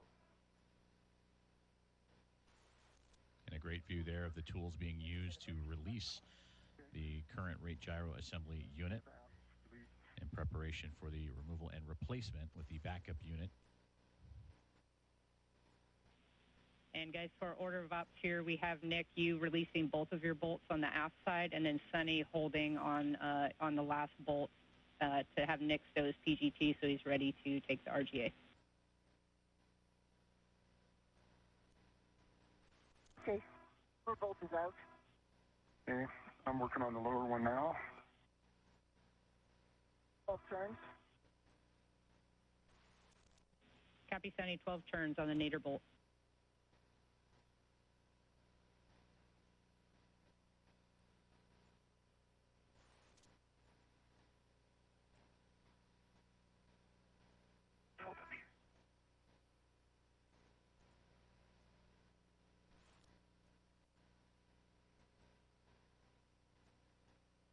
Okay, 12 turns on the zenith, 11 turns on the nadir aft bolts. So release. Copy, 12 and 11. Nick, you can stow your PGT and then prep just to take the RGA out of its location once Sunny drives that last bolt. Yep. Okay, Sunny. I'm on the last one. Yep, I gotta put this PGT away. Ready for me to continue? And bye. And then, Nick, for you, I have a warning. There is a pinch point. You want to keep your fingers clear of the gap between the RGA handle and the truss during RGA removal and install. I'm not done yet. Ready? Yep, I'm ready for you to release. Okay, 11 and 11. Sorry, 12 and...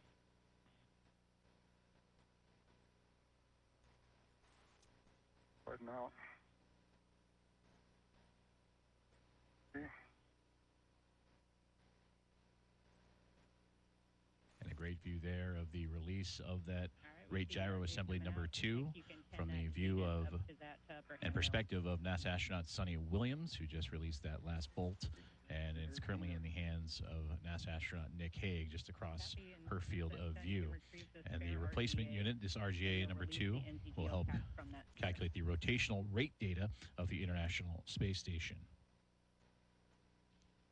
For Sunny Williams, she is currently inside the S0 truss of the International Space Station, which is quite near the midway point of the backbone of the structure of the orbiting laboratory.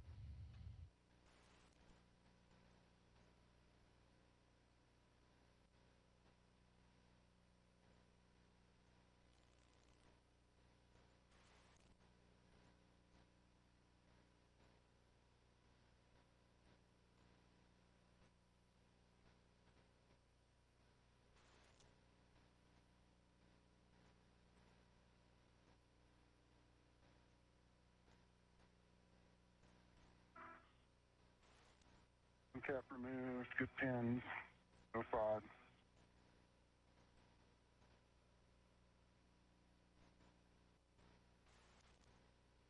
Copy the inspection.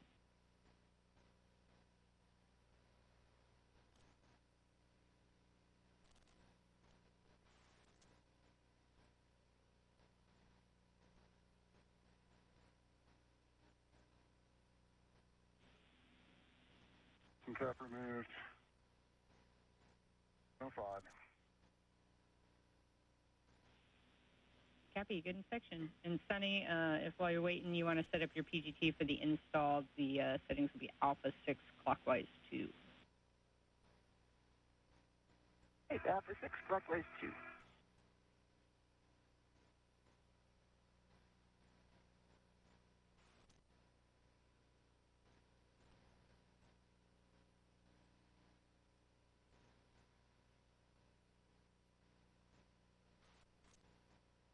Now 43 minutes into today's EVA, and the first planned task of the remove and replace of the rate gyro assembly. The assembly unit number 2 has been removed from its original position aboard the International Space Station on the S0 truss, essentially the midway point of the backbone of the orbiting laboratory. And you saw from the helmet cam of Nick Hague, the NASA astronaut, that he was beginning to uncover and bring out the replacement unit that will go in its place. this is a view from Sunny Williams' helmet cam. She is inside the truss system and will await the arrival of that new unit. And there you can see Nick Hague just across her field of view as they now begin to move the new gyro assembly unit into place. Sunny, we're going to drive the bolts to hard stop 9.5 to 13 turns.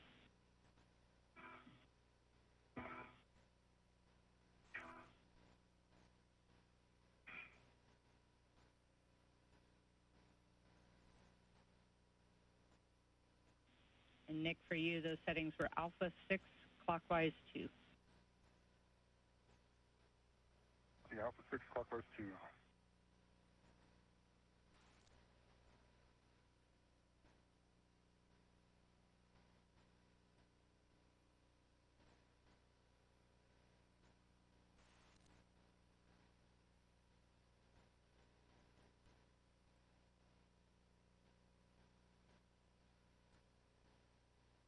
Okay, lower 16 turns.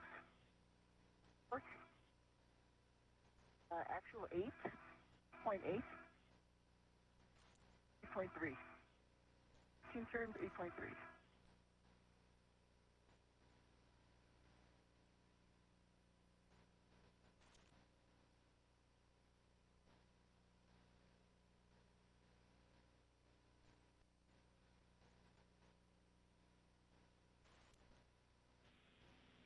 Copy, Sunny. We heard 8.3 and 12 turns. Can you confirm green light on the nadir bolt? Light on the nadir bolt. Copy. Thank you. That's good bolt. And my nadir bolt is installed. Got 13 turns. Actual torque of 23.3. Green light. Copy, Nick. Nadir bolt.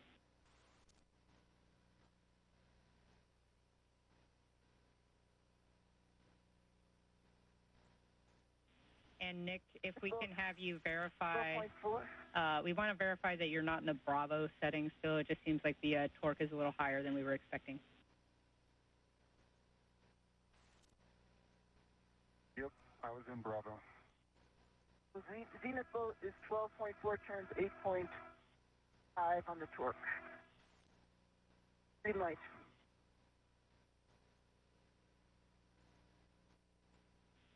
Copy, Sunny. That's a good bolt for the Zenith. You can stow your PGT and hold for a second. Okay, working on the last bolt. So 6,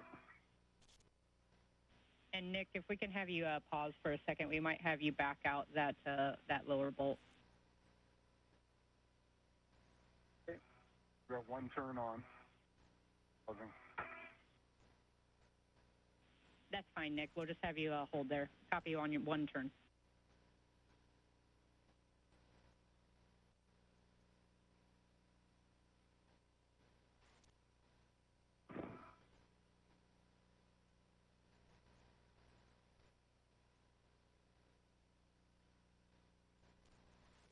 Get in a position for the connector. I was wondering, because I was like, each empty girl.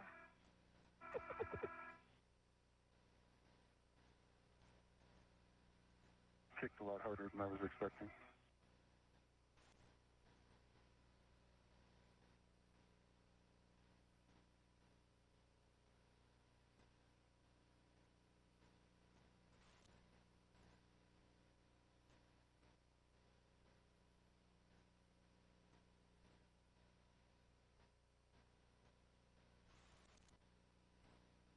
About that APFR. It starts easy and then just hangs up hard, or does it just kind of slowly build up? Stopped. Yeah. All right, Nick, I have some words for you. So we're going to go ahead and back off that nadir bolt 1 turn. So you're going to set Bravo 6 counterclockwise 2, and then just looking for 1 turn, and then we'll reset and drive to our stop. Bravo 6, counterclockwise 2, 1 turn only. Good readback.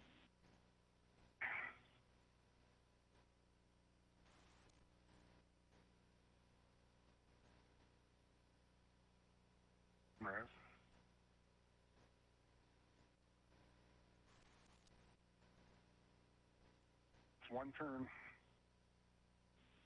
Copy. We're going to set now Alpha 6, clockwise 2, and then you can drive to hard stop. Alpha 6, clockwise 2 is set.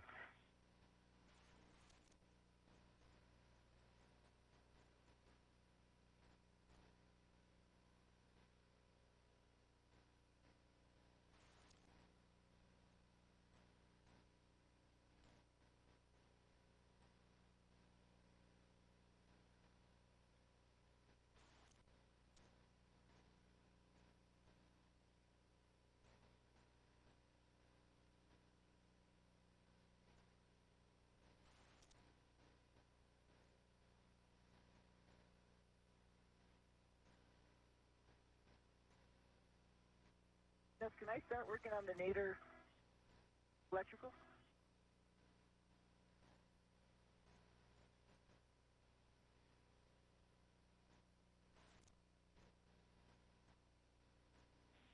Yes, Sunny, we're just going to have you stand by until we get this bolt drove. Okay, Jess, I got good green light, 6.2 actual torque, and 1.03 turns. That's the wrong setting. It was on Alpha 4.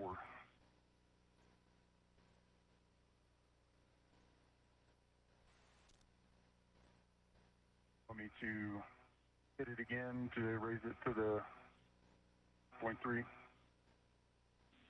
Stand by, Nick. We're talking.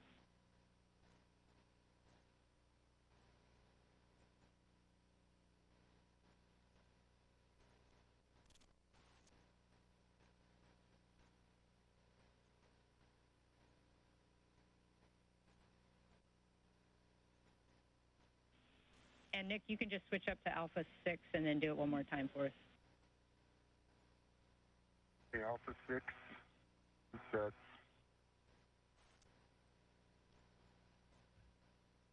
Just over 50 minutes in today's EVA task as we hear and see the work being done by NASA astronauts Nick Hague and Suni Williams on attaching the replacement unit of the Rate Gyro Assembly Unit number 2 that measures the rate of angular motion of the International Space Station, making sure that the torque and all the proper settings are correct for this replacement unit.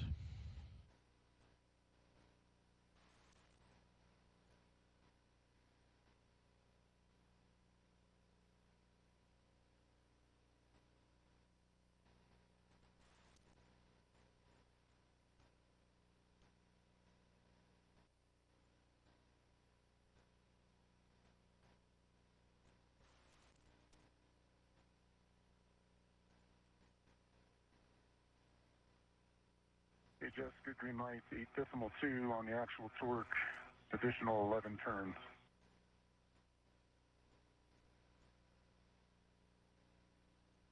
Copy, Nick, and can you confirm green light? Good green light. Copy, that's a good boat. You can stow your PGT.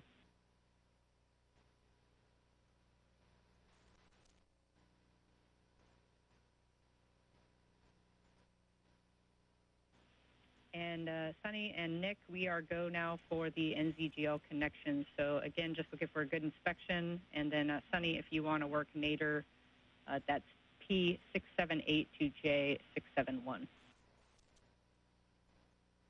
Okay. Good inspection before. Good inspection on my connector. Pins, no fog getting in my band. Copy, Nick, and you can connect the aft as well. That's P680 to J673. Copy. Made it over center. Copy. Made it over center on the nadir one as well. Not quite over center. Copy, and to confirm, the TA clamps are still closed. The clamps are closed. We're still working on the nadir. Got a little bit. You can push it from your side? Yeah, I'm going to reach in. Your confirmation of good bolts to connect the new Rate Gyro Assembly Unit to its new position in the S0 Trust of the International Space Station, and now NASA astronauts Nick Hague, which That is his viewpoint that you are seeing on your screen now, alongside with his partner for today's US-91 EVA, are connecting or reconnecting the rate gyro assembly.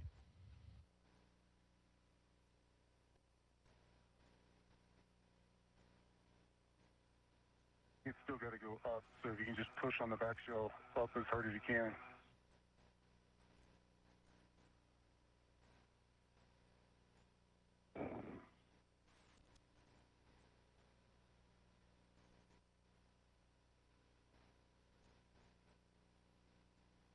Almost there. Boy.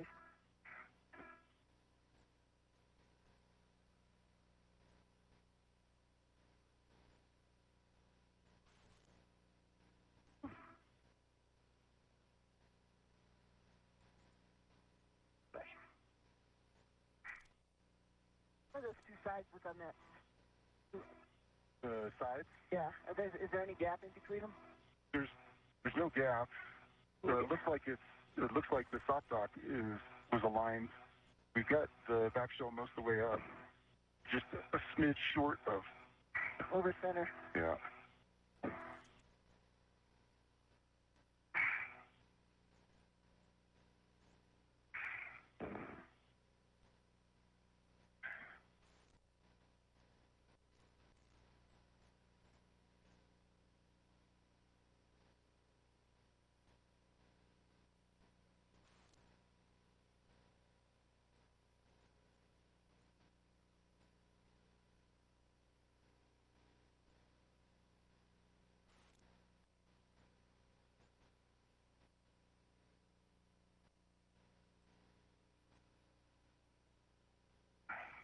I'm going to get rid of this BRT closer.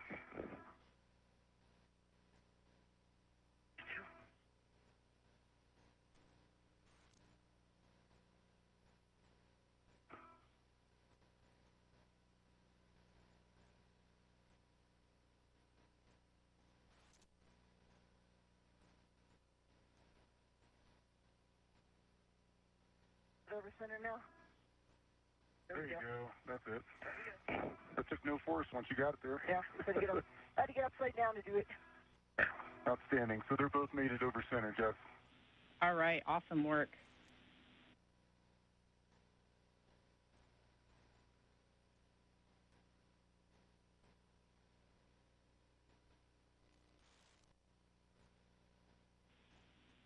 All right, with that, guys, the RGA install is complete, so we're moving over to cleanup now. Sunny, you can egress the truss and check your safer handles down, and then you're going to go retrieve your crew lock bag from the starboard feeder cart.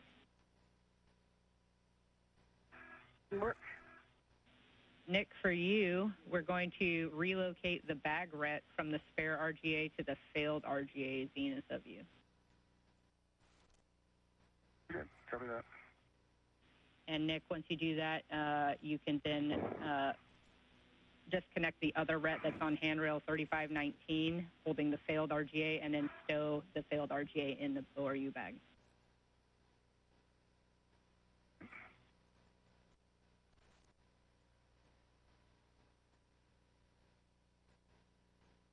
You found me. Yep.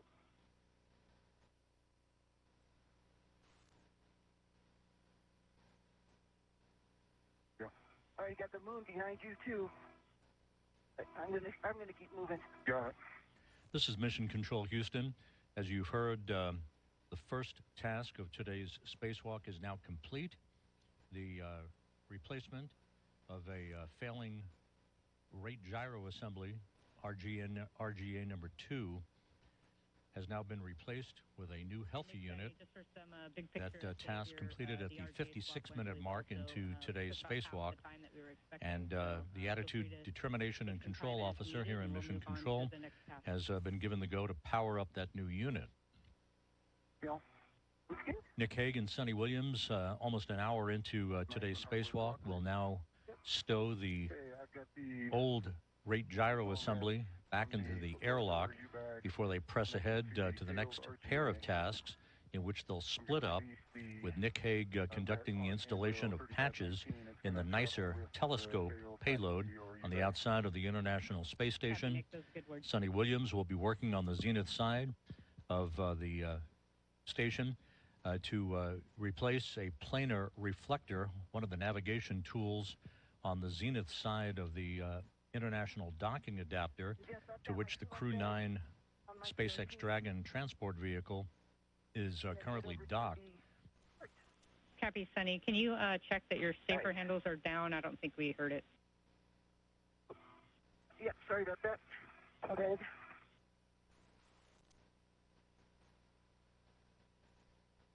Right, safer handles down. Copy, Sunny. And before you get moving as well, we'd take a glove and hap check. Yep.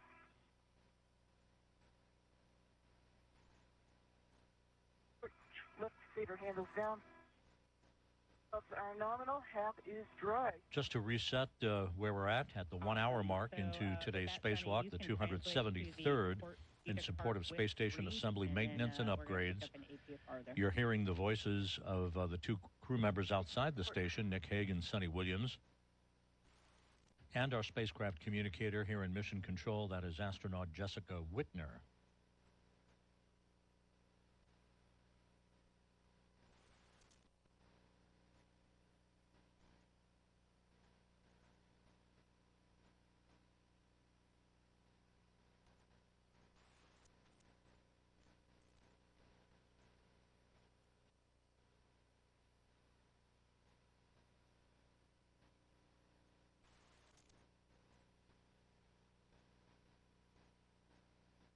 Under the empty on the port gift card.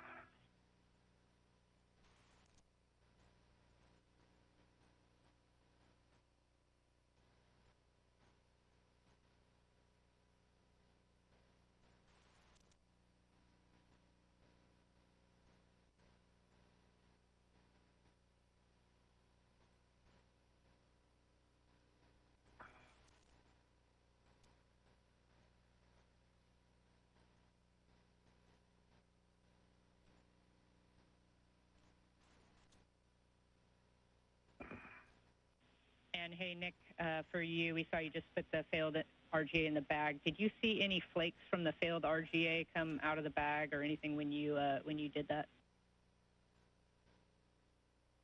No, I haven't noticed anything coming off the failed. The only thing I've noticed is the stuff coming off what we put in. And since I pulled it out, I haven't seen anything hanging around in the bag. Okay, Nick, copy. And if we could just have you hold there for a second. We're talking about the RET configuration in the bag and potentially making a change to reduce the amount of flakes that may come off of the failed now.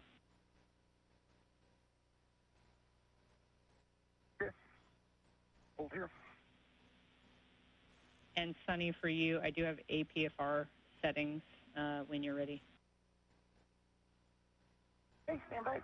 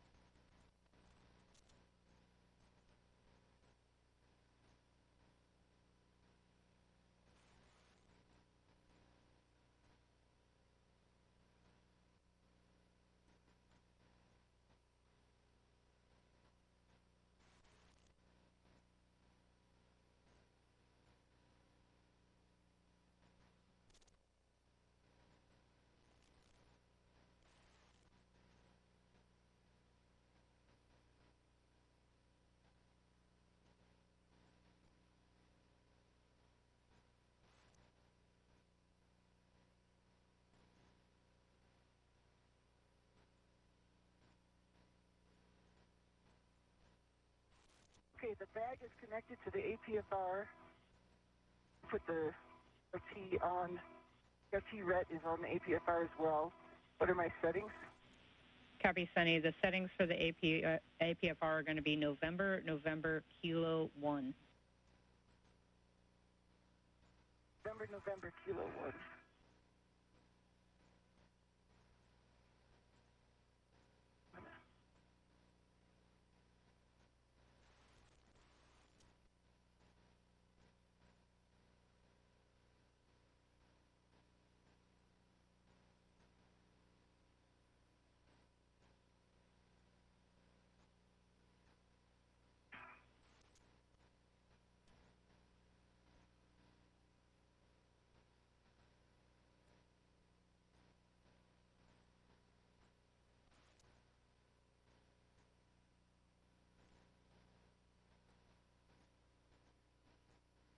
I think I'm going to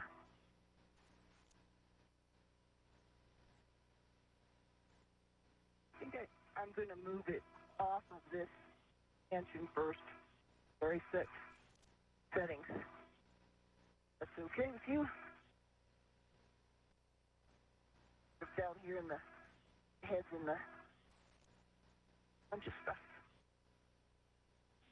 Copy, Sunny, if that works for you.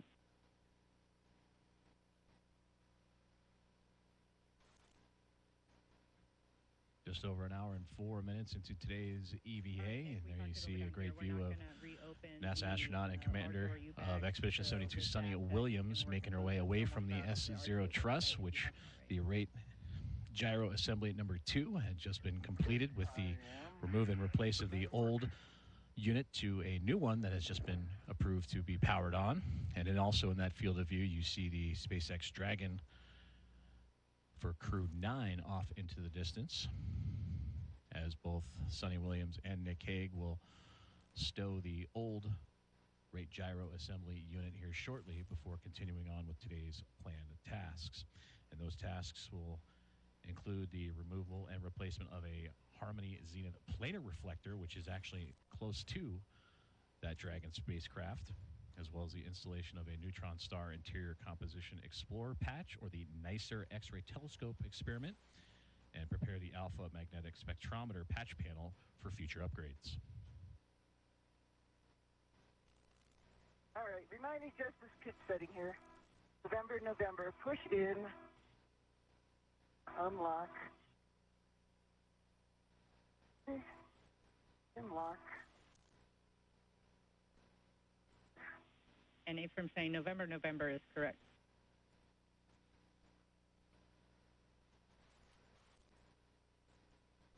November is locked. What's the other one?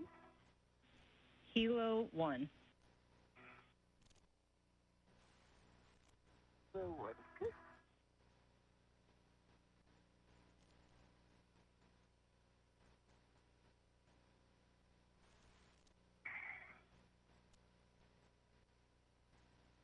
I have a large ORU on my BRT. Copy, Nick. Large ORU on your BRT, and can you confirm the thermal shroud is closed? I'm working on it. Copy. Trying to get the BRT on ORU before I have to on my safety tether getting the wrong way. Copy, no problem.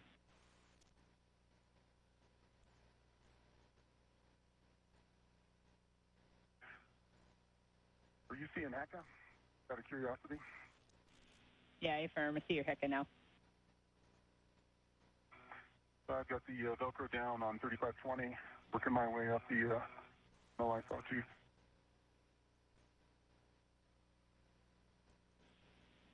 All right, that looks good, Nick. When you can, perform a glove and hap check, and then we'll get you translating back to the airlock.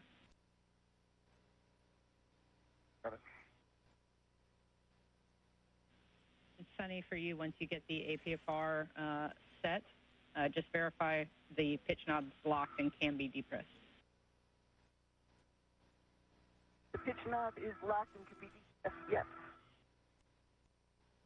In its correct setting, I'm going to put it on my BRT. Copy.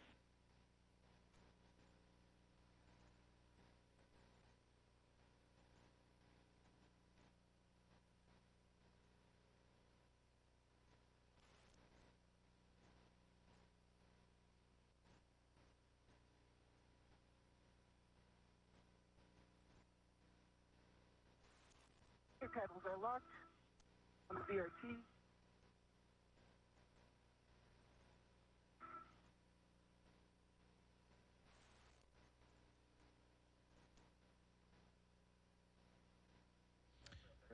You should be able to see down.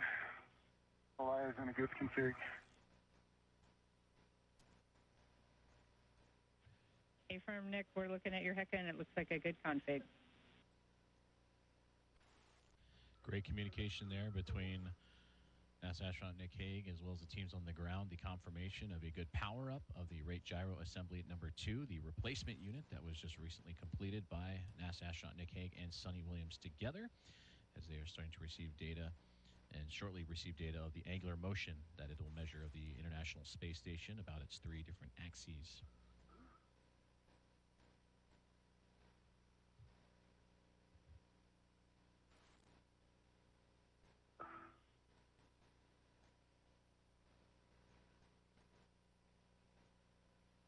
Eyes on the GPS antenna.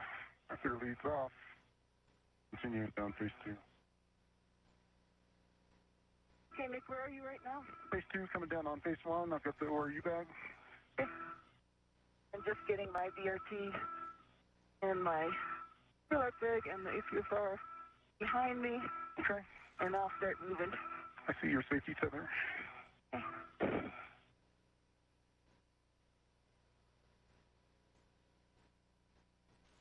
And Sunny, it looks like we lost your Heka again. If you could see if that powered off. There we go. And for both of you, good news. RGA2 is up and running. We had a successful power up. Nice work. Excellent. Great.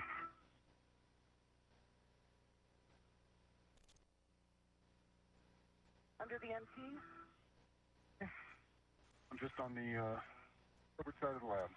And Sunny, I think I hear you're translating now. We just want to make sure we're pressing the seat of cart brakes. Right. With something else. That's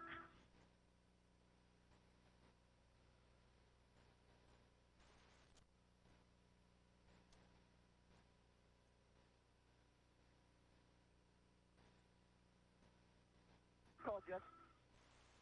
Sorry about being moving around too fast. Hey, I'm on the seat of spur.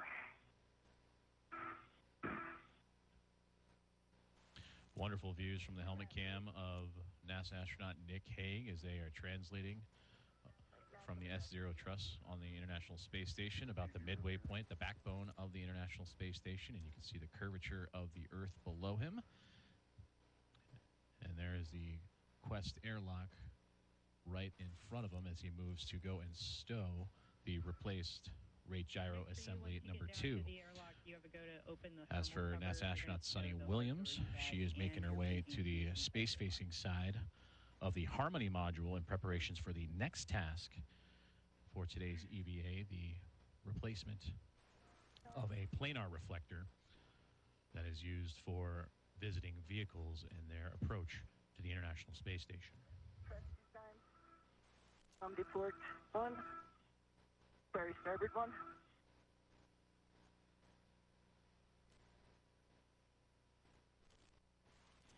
Copy, Sunny. I think I copied. That was the starboard seat of cart brakes. Get the port on at first. The starboard 1. I'm at the airlock. My cover's open. Copy, both of you. I'm on the strip. Down to the left.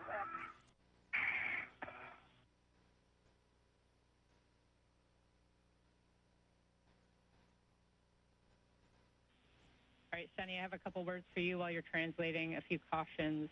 As you head outboard, you want to avoid contact with the deployed CBM pedals, grapple pin, target, and shaft. And then you also do not want to translate on the WETA stanchion. Okay.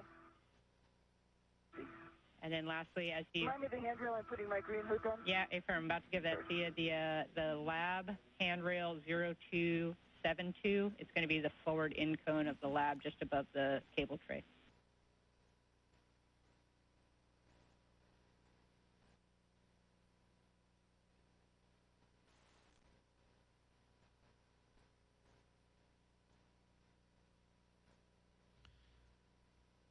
And there you hear the communication to NASA astronaut Suni Williams as he continues to move along the International Space Station en route to the zenith or space-facing side of the Harmony module, in which he will begin the second task of today's EVA after completion of the rate gyro assembly number 2, and that is to remove and replace a planar reflector. And that planar reflector is used among a variety of communications devices for visiting vehicles to measure distance and rate of closure.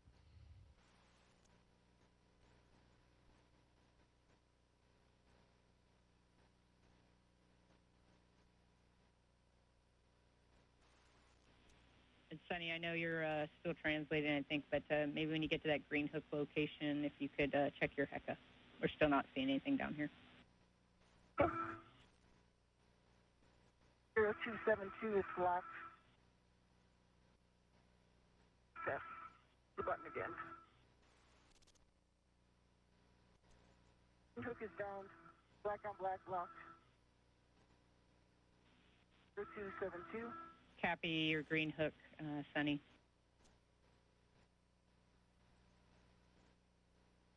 I'm on node 2.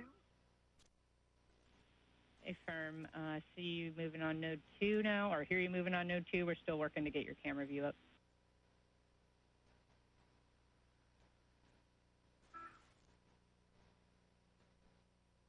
Large ORU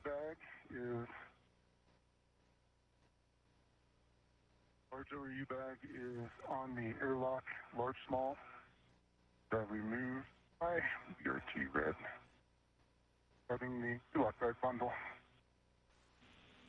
Copy.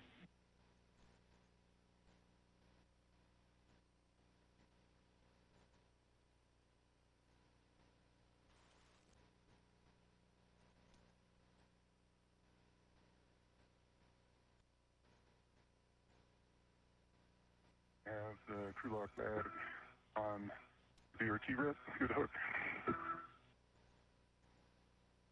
One out of the airlock. Copy, Nick.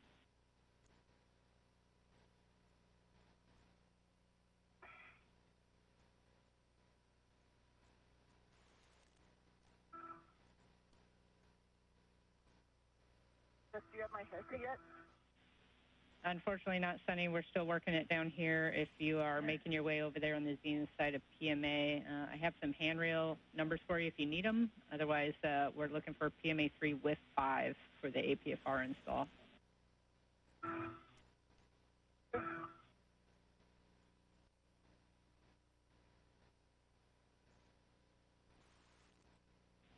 And Sunny, we just have one more request for you to just check that camera one more time for us. Sorry about that.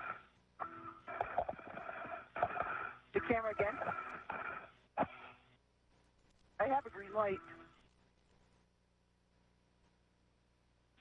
All right, we copy, Sunny. You're seeing a green light.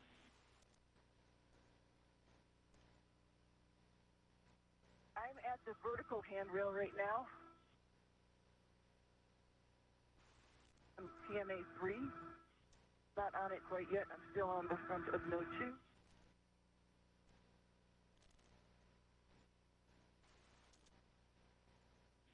Copy, Sunny. Thanks for the updates.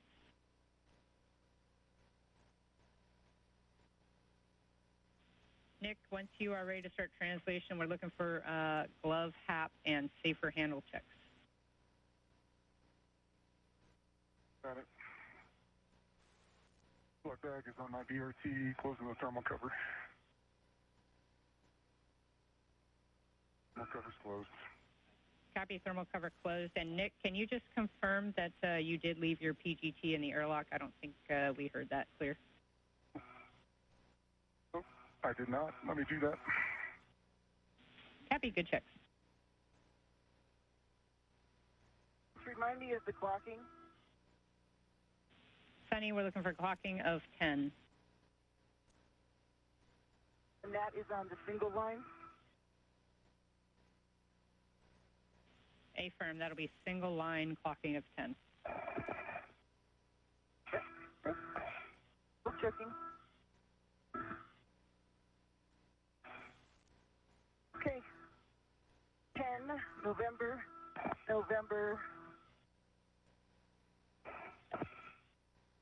On.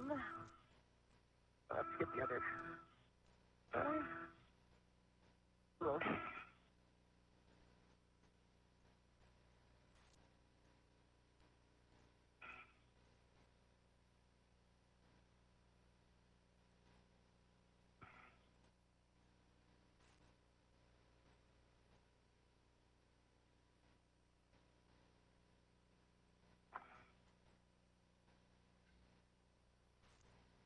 Now 1 hour and 19 minutes into today's EVA activities and the completion of the first task of 4 assigned to NASA astronauts Nick Hague and Sunny Williams, and that was the removal and replacement of the RGA-2, the rate gyro assembly number 2 unit. And you saw the helmet cam of astronaut Nick Hague placing that worn-out unit back inside the Quest airlock and the crew lock, as NASA astronaut Sunny Williams continues to prepare for what would be the second task for her today, which would be the removal and replacement of the Planar Reflector, and that'll be just outside the zenith or space-facing port of the Harmony module that's currently occupied by the SpaceX Dragon spacecraft that brought Crew 9 to the International Space Station. And that planar reflector, one of many communications tools used for visiting vehicles on approach to the orbiting laboratory to help measure the distance and rate of closure.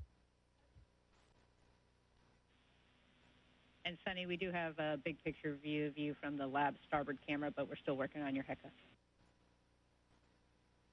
Okay, I am here. I have the lock bag is still on the APFR. APFR is installed. I'm on the front of PMA-3 and below Dragon and everything. My head is way below it, so I am ready for the next words. Copy, Sunny. We're just looking for good words, black on black, pull twist test, and the pitch knob can be depressed for the APFR. Okay, black on black, good pull wiggle test on the APFR. Pitch knob can be depressed, yes. Okay, thanks for that. You can unbundle your crew lock bag now from the APFR, and you're going to want to stow that on your BRT. And we just want to make sure your BRT is nice and snug and will be away from Dragon when you ingress with the crew lock bag on it.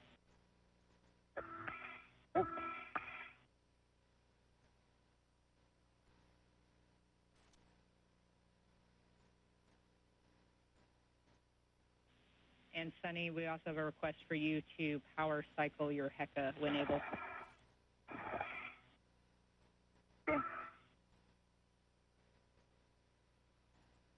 Again, I have a green light.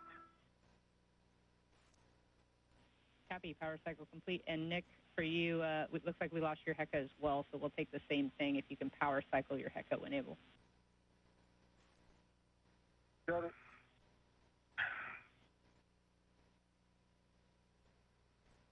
Tech is off right now.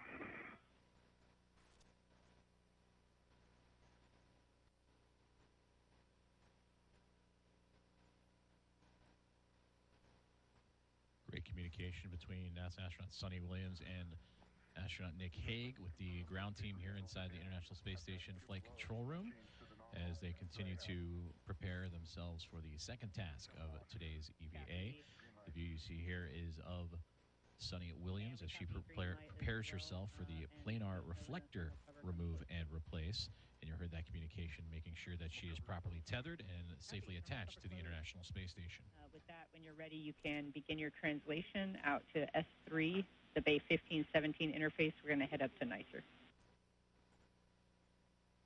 Got it.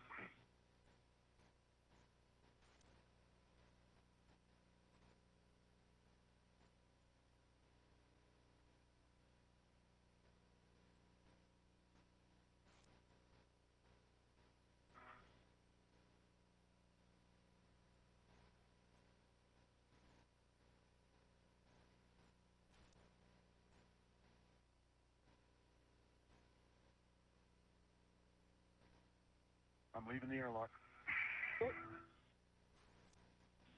Copy, Nick.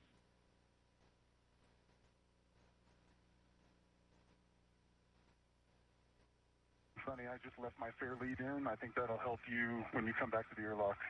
Okay. I don't know if you put a fair lead in, but so it's the base of the fuse for. Yeah, I did. Yep. Real quick one. And Sunny, while you're working your crew lock bag there, I have a couple more cautions to read to you. You want to minimize contact with the contamination at the planar reflector work site, and then you want to avoid contact with the glass on the planar and hemi reflectors themselves. Okay.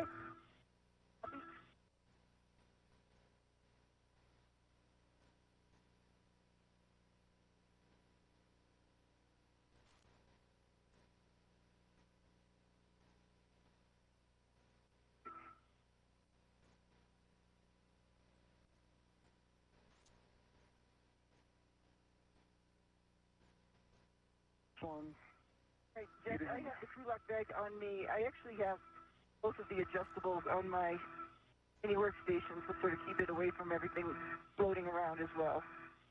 So, should stay away next to my left side.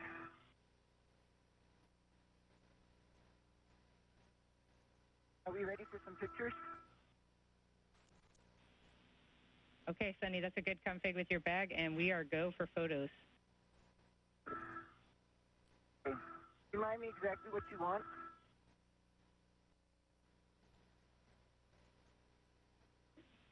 Yeah, we want, jokingly, everything there. We're going to look for the visible dragon surfaces, the planar and hemi reflectors, best effort on those because they're kind of under the nose cone. The IDA and PMA hardware, and then anywhere else you see any of that contamination.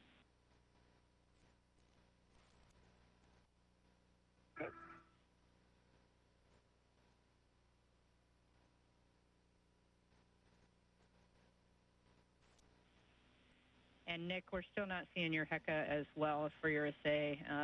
We don't have a great camera view. I do have a green hook location. We saw the power cycle. We're troubleshooting on deck, but I do have a green hook location at mile marker 5460.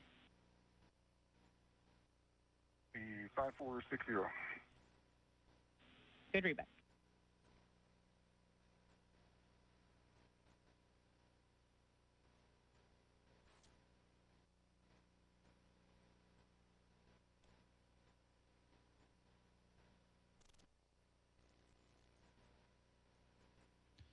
As soon as we continue to bring you live coverage and updates from today's U.S. EVA number 91, currently being operated by NASA astronaut and commander of Expedition 72, Sunny Williams, who you see in your field of view here. Sunny is now preparing for the removal and replacement of a planar reflector used in communications for visiting vehicles to help them measure the rate of closure and distance as they approach the International Space Station. You also just heard communication between the ground teams here in the International Space Station Flight Control Room and Nick Hague, who you now see here translating or moving across the truss system of the International Space Station in preparation for his next task, as he and Sunny Williams will be working simultaneously on different tasks. For Nick Hague, he will be working to patch the nicer payload and install patches of that nicer payload, and that is an X-ray telescope experiment that studies neutron stars, black holes, and other phenomena. Unfortunately, due to just time and degradation, that has allowed sunlight to interfere with the X-ray measurements during the daylight time as the International Space Station orbits around the Earth. So these patches that Nick Hague will be providing will help reduce that light pollution coming from the sun, and that it can return back to near full strength during daylight hours. Stay on PMA, you can move around and take photos.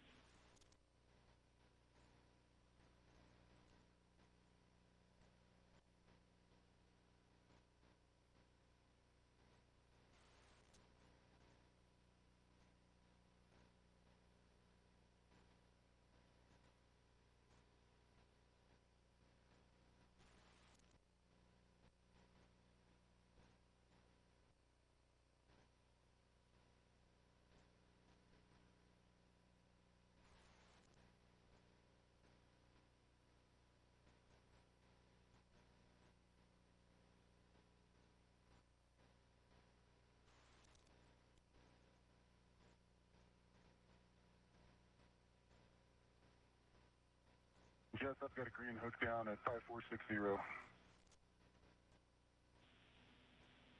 Copy, Nick. Green hook down on 5460. You're going to stow that crew lock bag number 2 now on S3 handrail 3021. It's going to be the short handrail on the zenith edge of face 1 just above you.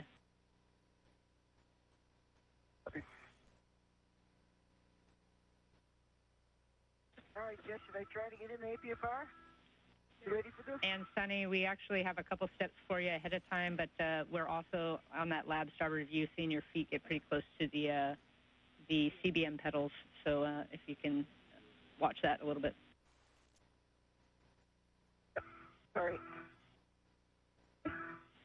And so we want you to actually configure the PGT rad and just have it on your swing arm so we don't have to get you back out of the APFR to do that. And then we have you remove the 6-inch wobble socket from your PGT as well and put it on the socket caddy prior to getting into the APFR.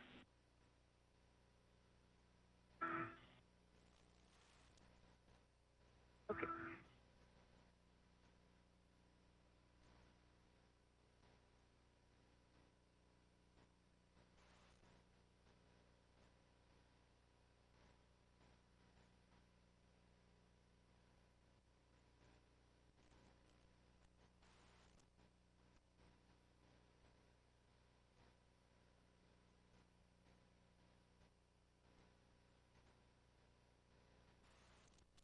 I have that way at the bottom of my tag because I wasn't anticipating we were going to do that. All of that's at the bottom. I'm going to have to yard sale it all out. Do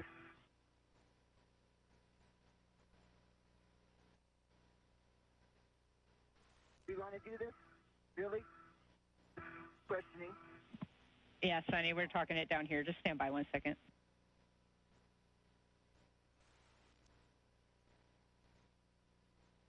If I need to translate over so that I can get in there, hand it to you, I can. I'm trying to minimize in and out of APFR.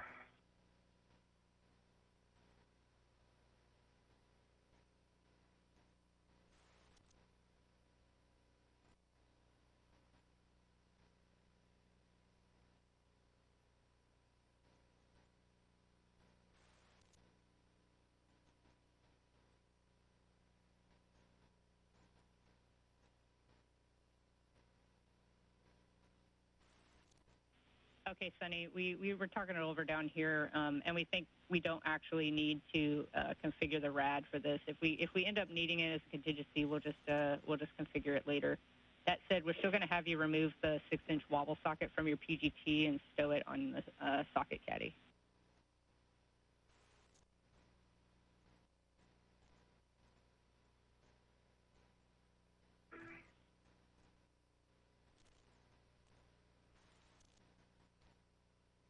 And a great view from the helmet camera of NASA astronaut Nick Hague as he continues to prepare for his second task of today's EVA.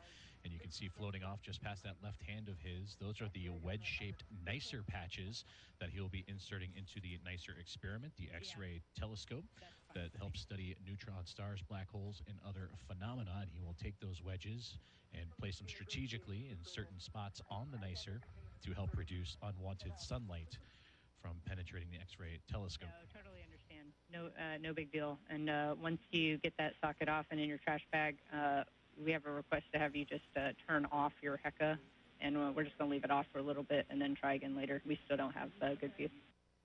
I just turned off the HECA. Let's see. No lights. My lights.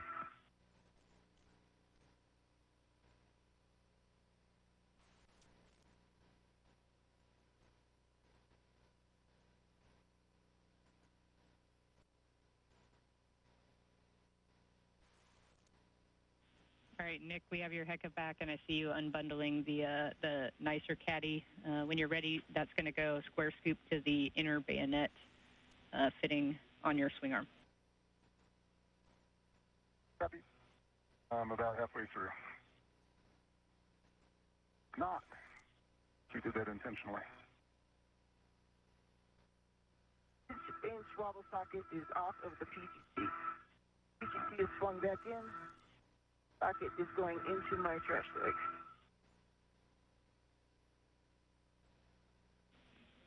Okay, copy, Sunny. Socket in the trash bag. I have a warning I'm going to have to read you, so avoid contact with exposed IDA and Dragon hardware. And then just one last check to make sure mini workstation, tools, tethers, BRT will all maintain clearance prior to getting in the APFR.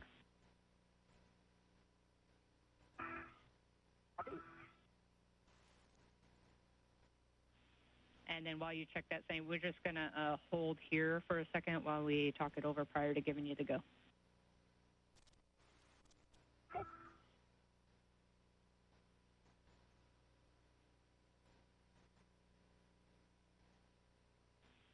And Sunny, you have a go to repower your HECA now. Okay. Mark. See green light. Copy. Green light.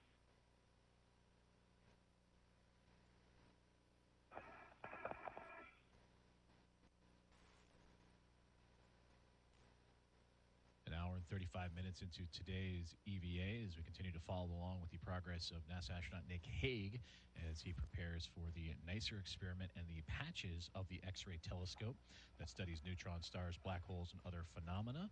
And these patches will help shield and prevent unwanted sunlight from interfering with the X-ray measurements. This telescope has 56 X-ray concentrators, and each one of those concentrators has a set of nested mirrors. Well, over time and wear and tear of this experiment has allowed for unwanted sunlight to enter the telescope, thus not providing accurate data during the daylight passes for the International Space Station. So what Hague will be doing is taking the caddy that you heard mentioned just a moment ago that has those patches. He will insert them in select spots around the NICER experiment to allow for its maximum capability both during the night and daytime passes to continue to measure those phenomena.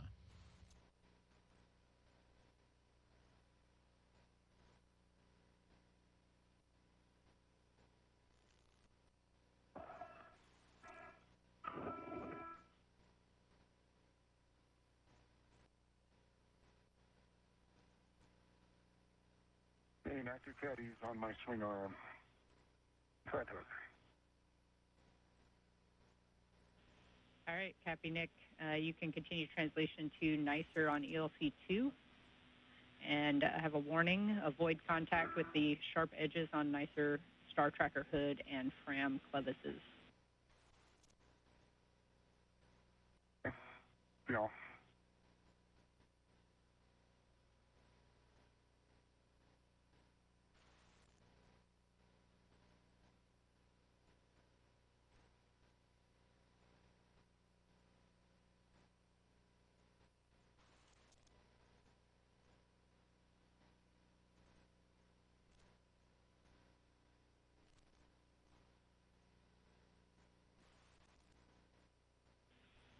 And Nick, while you're translating, I have a couple other cautions to read too, since we have a moment.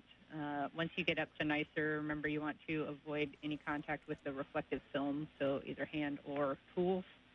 Avoid loads into NICER in station forward direction just to prevent it from becoming unhooked.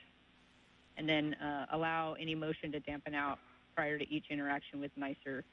And you can also use that closed fist once you get up there, or a flat palm if you do need to react against the face of NICER while you're setting up your work site.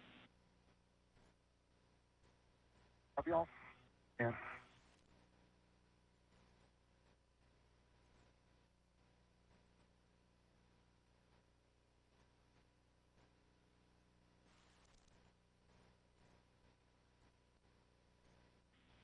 And Sunny, we're troubleshooting HECA still down here. It looks like we were getting some good data, but give us a couple more minutes while we troubleshoot and take some photos. No problem.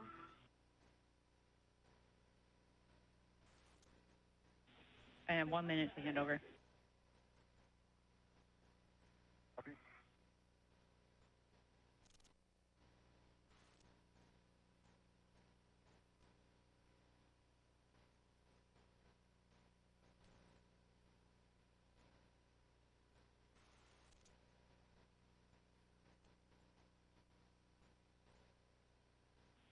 And Sunny, good news, we got your HECA camera back on the big screen. So after this LOS, we'll be back with you to give you the go. Okay, sounds good.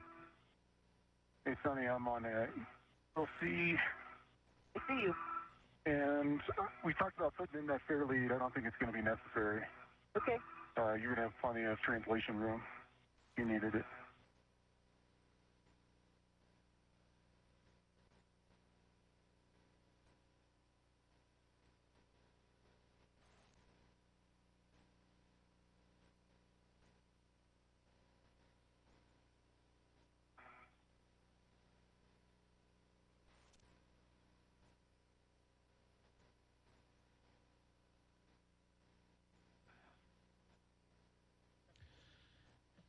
and 40 minutes into today's EVA with NASA astronauts Nick Hague and Suni Williams as they continue to move along with their scheduled tasks for this extravehicular activity, number 91 and the 273rd for International Space Station assembly, maintenance, and upgrades.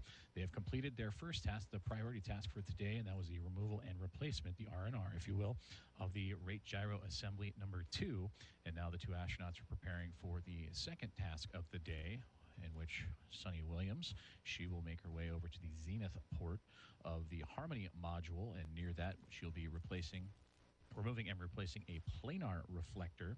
And those planar reflectors, as you can see here and illustrated by NASA Flight Director Nicole McElroy during the briefing last week, and who is on console today leading the EVA, she'll be replacing that black portion along with the 3 bolts to loosen and replace it as it has become contaminated due to visiting vehicle traffic.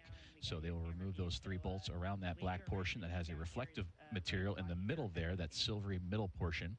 So she'll reflect that as it is a part of one of many communications tools used by visiting vehicles to remove or to measure their rate of closure and distance as they are on approach to the International Space Station. And for Nick Hague, he is translating his way over to the NICER patch experiment, or the NICER X-ray telescope experiment that has 56 aluminum X-ray concentrators that capture X-ray light that help measure neutron stars, black holes, and other phenomena that has been since worn and contaminated by sunlight and allowing unwanted light to enter the experiment. And he will translate over and install patches for that NICER experiment.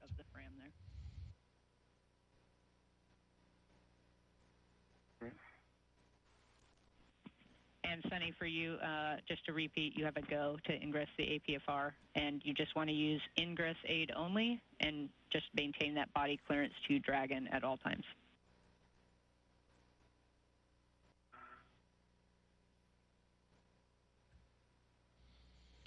And there you see a great view of the NICER X-ray telescope in front of NASA astronaut Nick Hague, who will install patches and those circles that have each compartment with wedges on the inside for those patches. There's 56 of those, select ones identified by the NICER experiment, and the team on the ground here, both in Houston and across the country, have identified areas where unwanted light is entering, and that is what Hague will be identifying and patching up so it can return to its full capacity.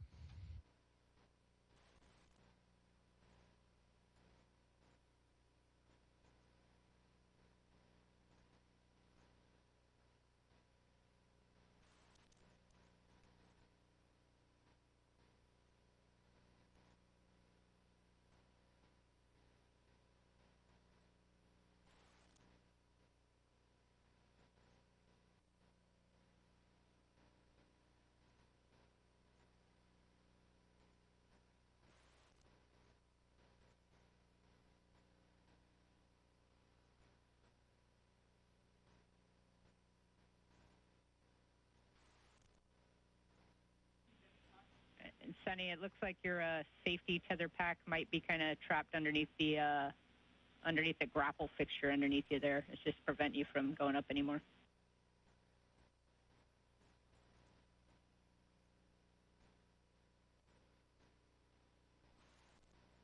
Thank you.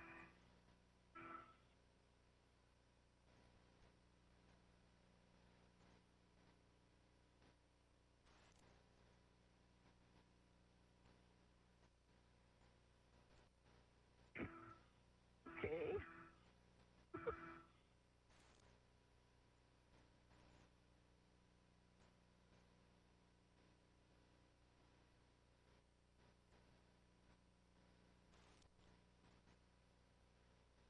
You recommended I go this way, right? Oh boy. Well, we see you well clear, Dragon, so you're good to do what you need to.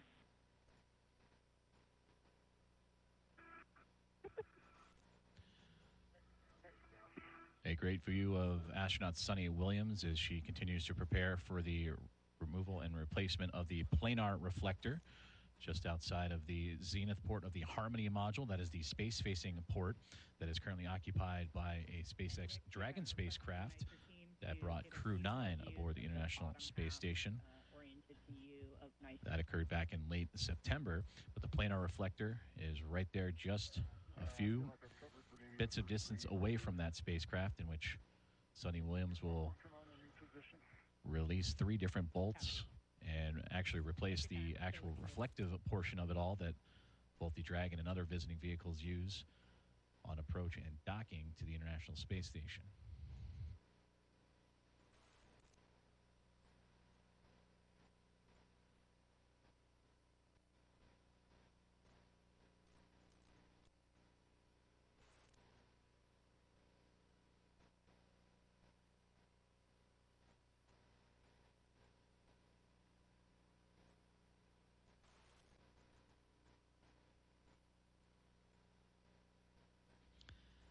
And you can see the Planar Reflector jutting out from that docking port. It's just off to the left edge of that screen, that silver brace with the black component right on top of it. That'll be the component that you will be working on.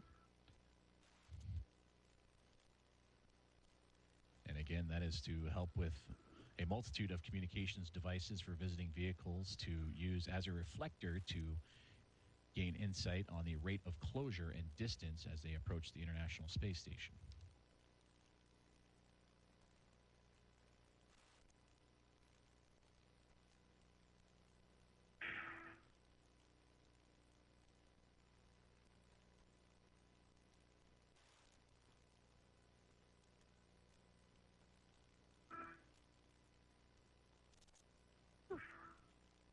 Give me a second.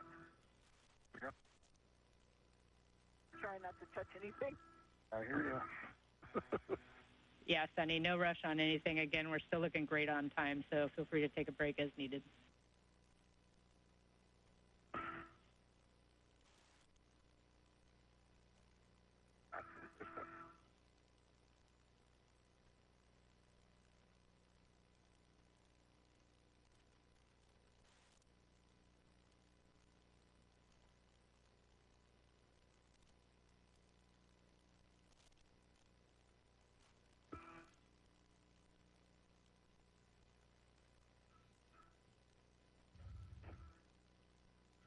As astronauts Sunny Williams and Nick Hague prepare for their second task of the EVA, you can see that the International Space Station has transitioned into an orbital nighttime, currently traversing across Kazakhstan. A little bit of a constrained problem. All of this happening as we approach an hour and 48 minutes into today's spacewalk. And then for the nicer team, I think I've covered the middle third. I'll get into a new position for the bottom third.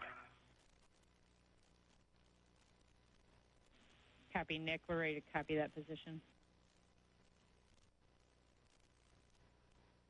Yeah, and I'm sure if they're not seeing it, I can tell you that there is as much damage in wedge 1 as there is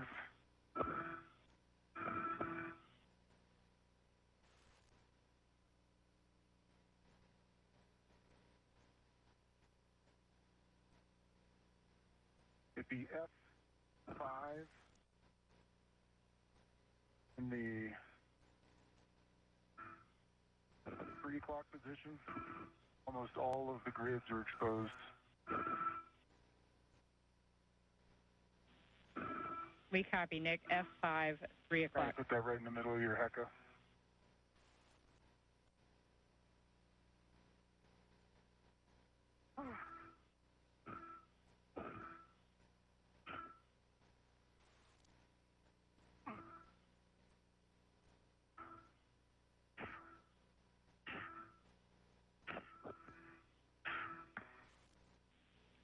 All right, Nick, once you're ready to start installing patches, we're going to add an additional patch to that location you called out.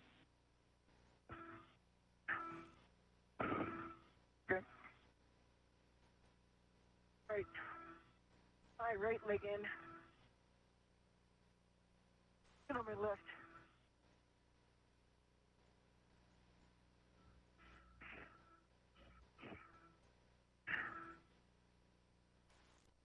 going to get in position for patches, Jeff. Copy, Nick.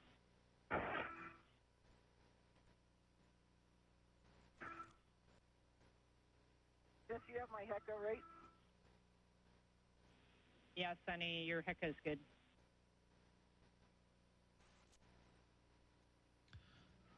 Great communication between NASA astronaut Nick Hague and Sunny Williams on their current tasks. For Williams, you see here, she is removing and replacing and beginning the Planar reflector replacement, as she is just outside the zenith port of the Harmony module, which just off on the left-hand side of the screen, you see the Dragon spacecraft of Crew 9.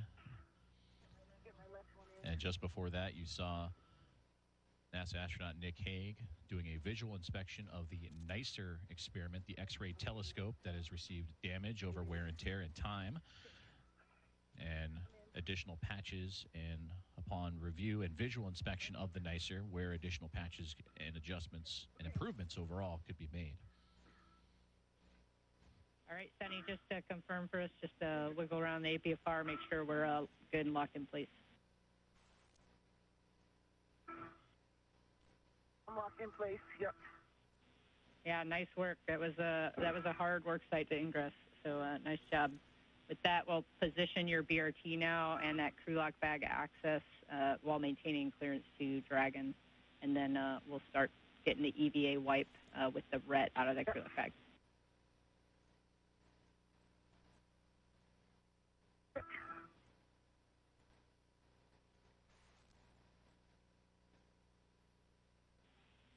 And then, Sunny, another request to rigidize your BRT a little bit once you find that good position, just to make sure we're not floating close to Dragon.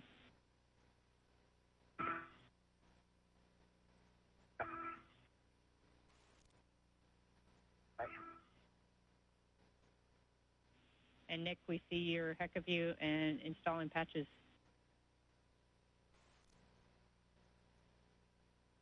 Patch 1 is in. Drill number 1.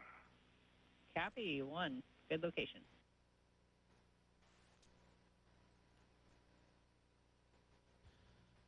And again, another great view from the camera on the helmet of NASA astronaut Nick Hague as he begins the patching of certain pie-shaped wedges on the NICER experiment, the X-ray telescope that helps measure neutron stars, black holes, and other phenomena that have been damaged over time, and allowing unwanted sunlight to enter and throw off the X-ray measurements. And you see those pie-shaped wedges throughout the experiment from his view, and those are where he will insert those patches from a caddy that he has attached to his spacesuit. And a good view of the tool he is using and inserting a patch in strategic locations throughout the X-ray telescope.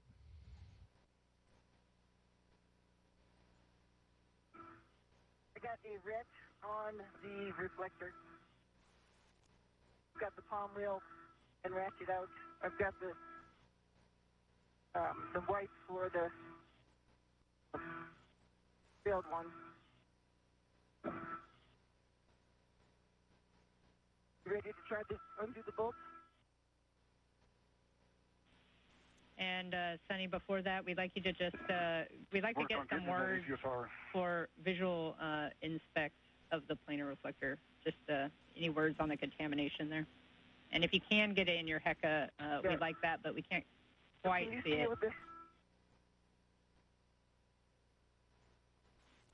I don't want to lean over too much, but it looks like it has white powder all over it, particularly on top of it, and as I'm looking at it, right-hand side, the forward side, the left-hand side, the aft side towards station, is not as dirty, but the whole reflector top has this white film on it, looks like. I don't know if it's dust or it's film. I'm not touching it.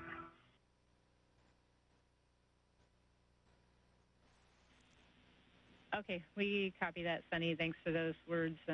We just can't quite see it as good in a HECA view. With that, you can retrieve the ratchet wrench from crew lock bag 1.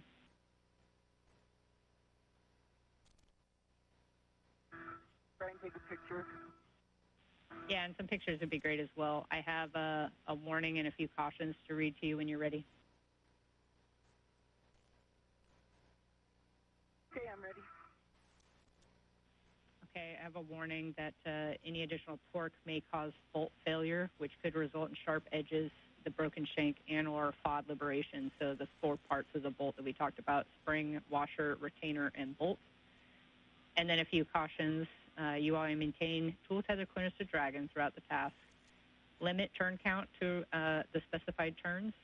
Minimize side loading on the bolt head, and then again maintain that axial force on the fastener to compress the spring during rotation. And lastly, the release failure torque of the planar reflector bolts is 29 inch-pounds, so stop driving as soon as any rise from running torque is felt.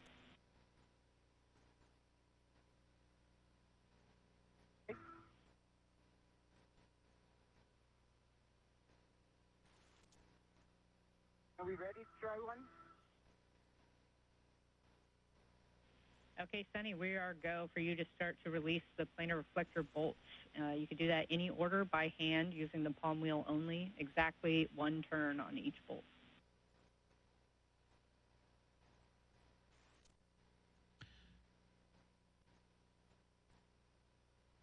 Great communication there between NASA astronaut Sunny Williams and the team here inside the International Space Station Flight Control Room in Mission Control Center, Houston, Texas, as she gave the explanation and the reasoning for the removal and replacement of the planar reflector, as it is currently contaminated and reduced in reflectivity that allows for visiting vehicles to communicate with the International Space Station and to measure its rate of closure and distance. You can see that planar reflector, that section in the middle there that has a whitish color. That is what is contaminated and allows for that reflectivity to happen, for the communication to be accurate and properly aligned. So those 3 bolts around the edges are what Williams will be loosening to replace that portion of the planar reflector with a new piece. Just got a teeny bit of motion on the palm wheel. Okay, copy, Sunny. You got 10 seconds till this handover, but you can try the 3rd bolt with the palm wheel as well and just see if any of those bolts loosen up.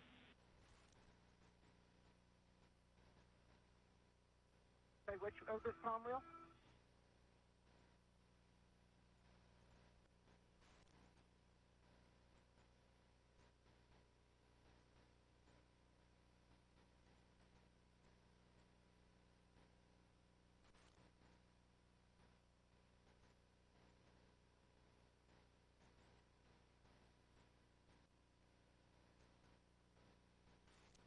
Doing great on time.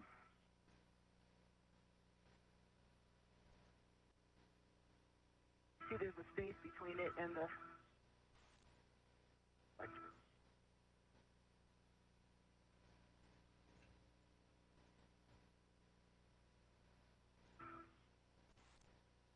Front one also got a space.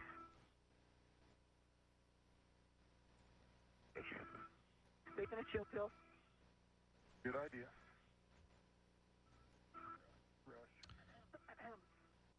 Just over 1 minute and 58 seconds into today's U.S. Spacewalk number 91, as you see a great view of the communications team on the ground in the International Space Station Flight Control Room.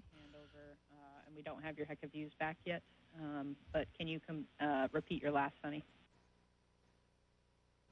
Yeah, I think I got a turn on the board one and the aft one. Pretty positive. And then the one that's in the center, I got like a half a turn. I feel like it's getting looser.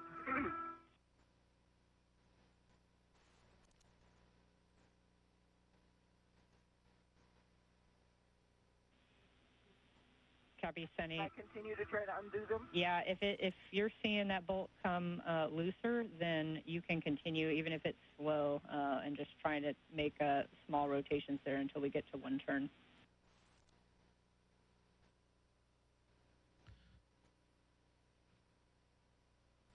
Great communication there between the teams as they continue to work.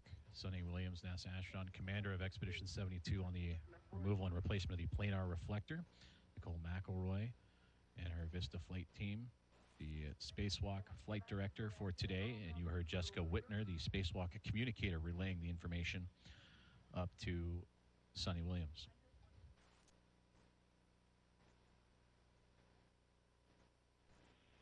And Sunny, we just want to confirm, do you have one turn now on all 3 bolts, or is there one bolt that's still causing issues? It's just far away, so I haven't been putting my hand on it too far, but I got it to get looser. The one that's closest to dragging, and I'm just worried about, leaning in too far. I got it to move. To stay away, can I just use the ratchet?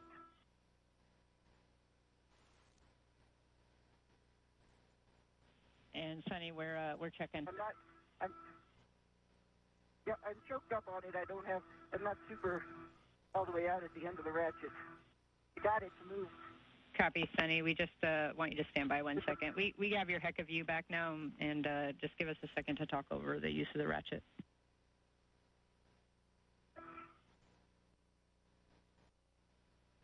Just while I've got a little break in the comm, I'm pointing my Hecka at location 5 in the 5 o'clock position. There's about 16 grids missing. It goes out radially, starting about from a third of the way, up from the center all the way to the edge. This is something that would have been obscured by my photos from the MRM2. I don't know if you guys can see it.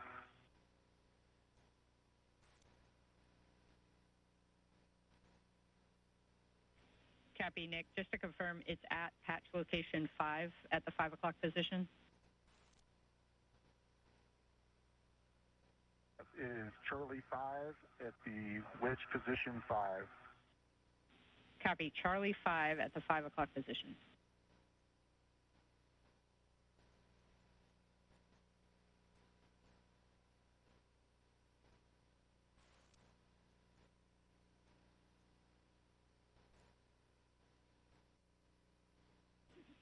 All right, Nick, you have a go to install an extra patch there. It'll be patch number 9 to that Charlie 5 position. Okay, in work.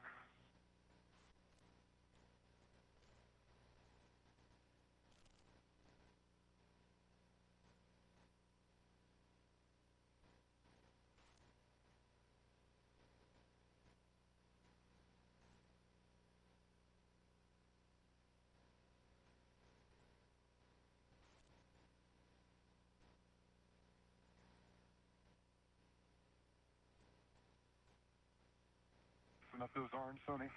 What's that? Said you resting up your arms? Yeah. I mean, they all turned, so I'm not super worried about it. It would just be a little bit easier just because of the reach to use the ratchet. Yeah. Just slowly. And Sunny, you have a go now to do what you were talking about earlier. So you can use the ratchet wrench. You just choke up on it like you were as much as possible and put as little force as you need to actually get that bolt to move. And we're still just looking to get to 1 turn on each bolt. So I think I have 1 turn for sure on this forward bolt. No, I do. The aft bolt, let me just like a half a turn more. There we go. And the inner bolt, get like a 3/4 there. I just got it to get loose. Okay, I got like turn on each. You see space. The aft one, I'm not leaning in there, or the one farthest away from me, I'm not leaning in there, but it definitely turned. Copy, Sunny. That is good words. With that, we are go to continue to release these bolts. So you can release by hand the bolts until they pop out. We expect them to pop out after 8 turns. So if you want to get all to 8 and then turn each one 1 turn until they pop out, you can do that, or you can do each one individually.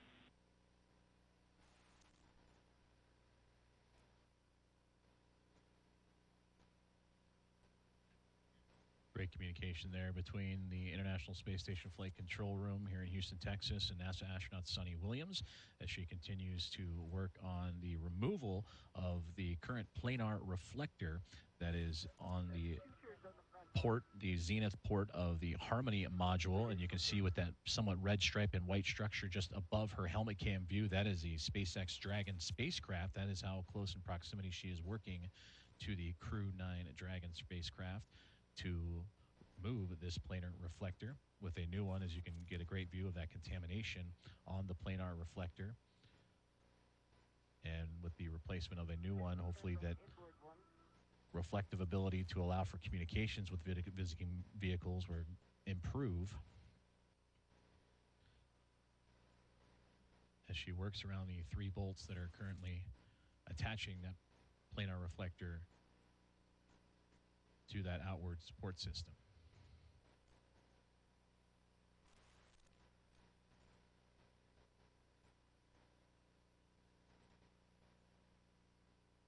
Additional turns on the aft one.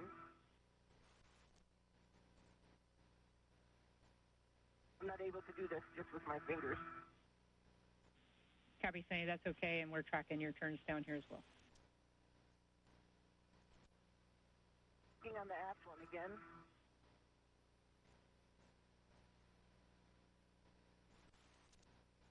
Another turn, 4, coming up on 5.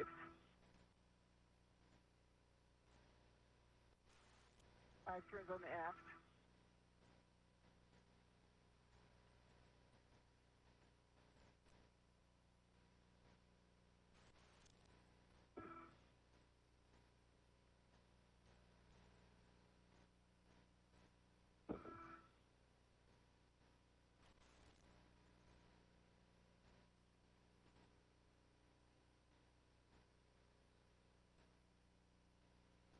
Five turns on the forward. You see the springs, but they're not popping yet. Copy, that's expected.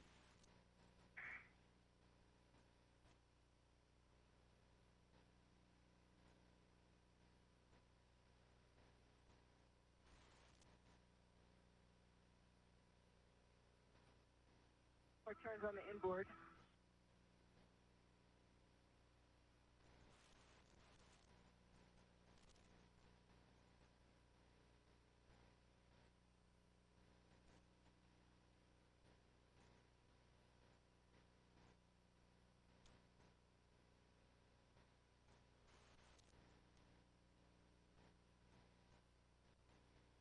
More turns on the forward.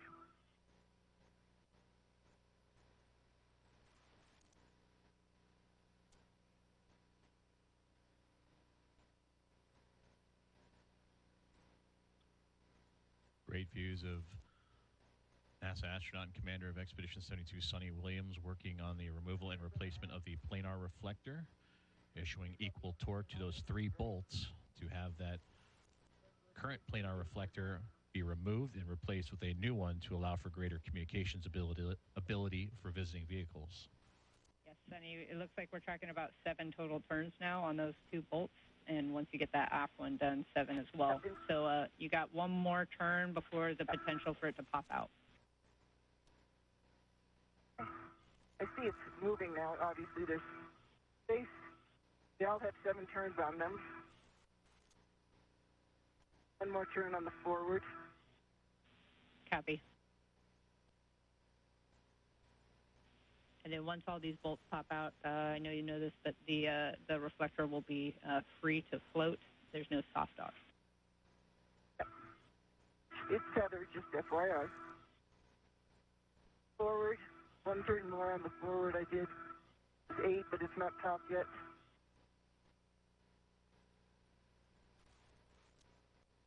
One more turn on the aft.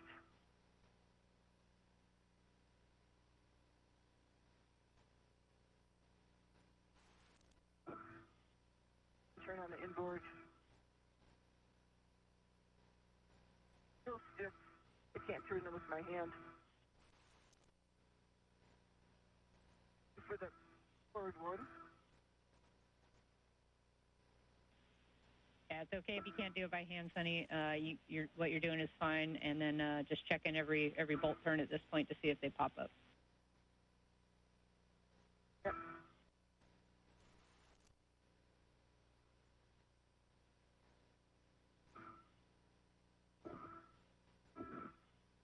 more in the front. It looks like it's popped up.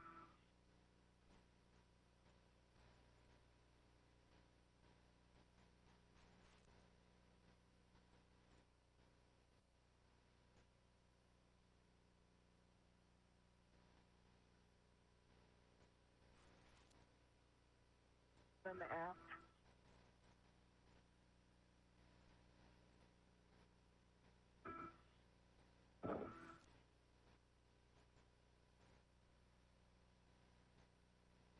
On the inboard.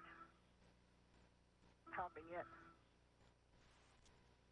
I think I have 9 turns on each so far. Correct?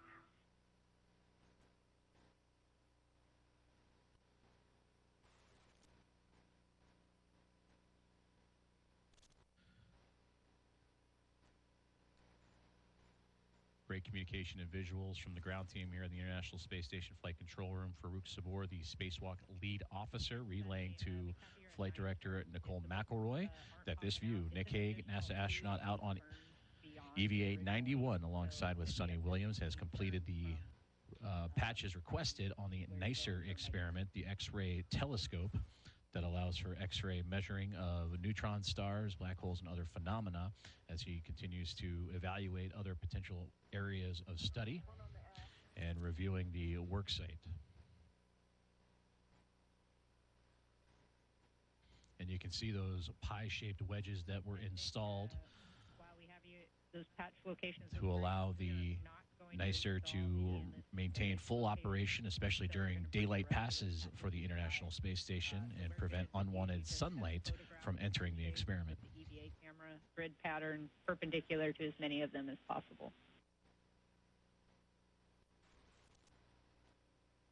Okay, will do. I did want to report that, I'll try to put it in the HECA. There is an Delta 2, 3 o'clock position. There's 1, 2, 3, there's 9 grids missing. Outer third of the wedge on only half of it. It's a cluster.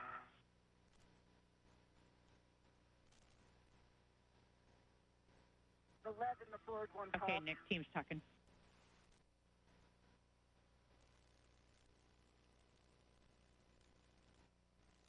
And copy, Sunny, left forward popped.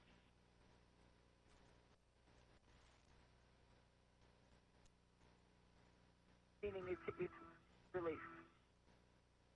I like that word better. Sorry. It's all good. Ash one's almost there. I can tell it's at 11.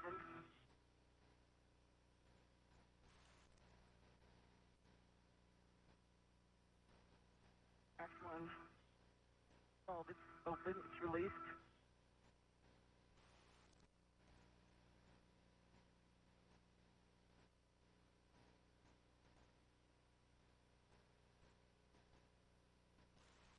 No, it's all released.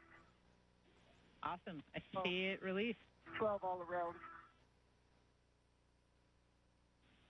Nice job. Copy, nice work. We're going to stow that in the EVA wipe and then send that back to the crew left bag.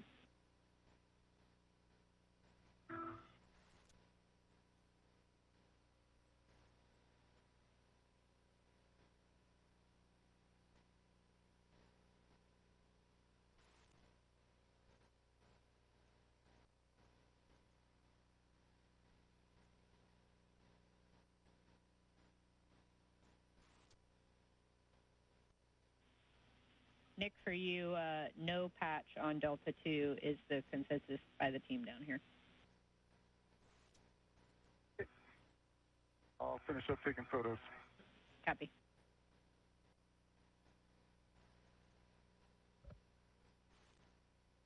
That communication in relation to the NICER experiment that you are seeing in Nick Hague's helmet camera, EV1, on the left-hand side of your screen, as he has completed the patching of the damaged areas of the NICER experiment, the X-ray telescope, and a part of those 56 entries for light to enter, or I should say X-rays to enter, X-ray waves to enter and measure phenomena such as black holes and neutron stars. Those patches have been complete, And for Hague, he continues to take photos to evaluate potential future opportunities as well as just the overall state of the work site.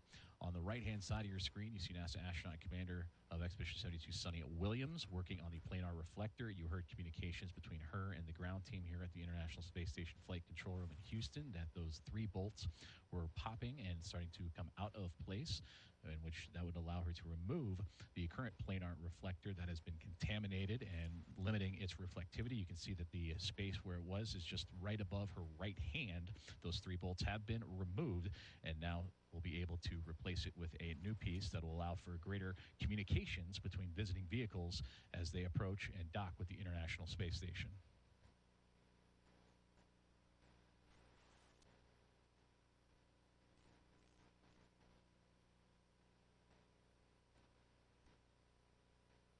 What's the plan for the install?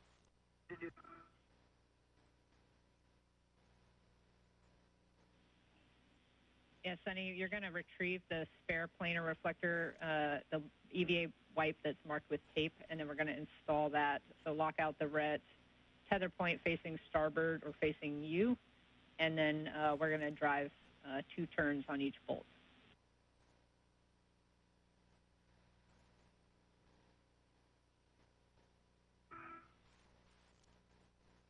Got the stair. The red lock goes.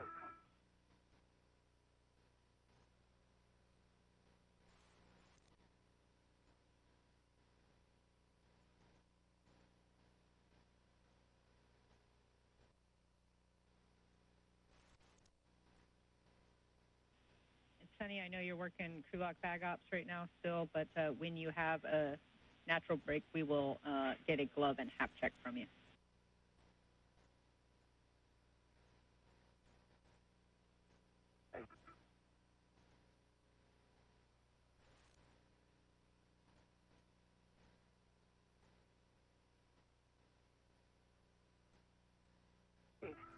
Gloves are nominal.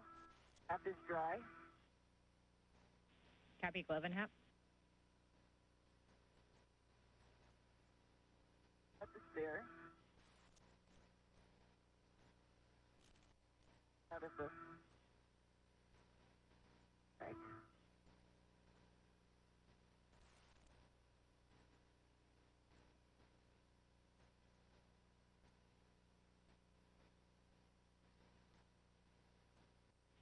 And Sunny, for the install, you're going to use the palm wheel to start those bolts 2 turns, but don't use the actual handle of the ratchet wrench until we talk it over if you need it.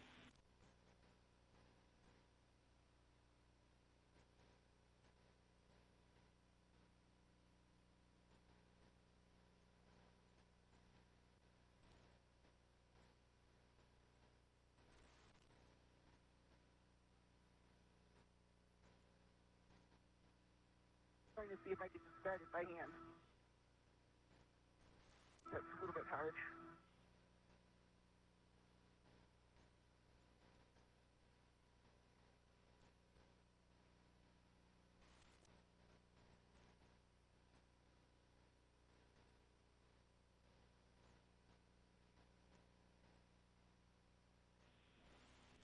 All right, we copy, Sunny. We're 3 minutes to sunrise and still looking great on time, so take as much time as needed.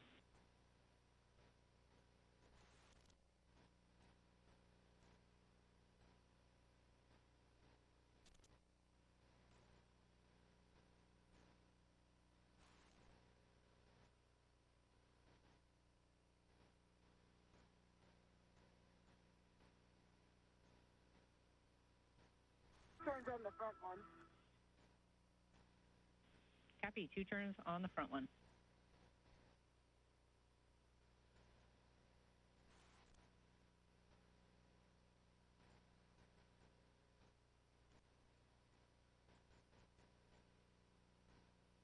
Turns on the aft one. This is Mission Control Houston as we continue to follow along with today's coverage of US EVA 91, and you are seeing the view from the helmet camera and now an exterior camera on the International Space Station as Commander of Expedition 72, Sunny Williams, is attaching the replacement of the planar reflector just outside of the zenith port of the Harmony module. And that helmet camera of Williams right now, she's tightening up the bolts, the 3 bolts that will secure the new planar reflector to its attachment just outside the SpaceX Dragon spacecraft, the Crew 9 spacecraft. And there you see a fantastic view of the upcoming orbital sunrise that will soon make its way over top of the International Space Station.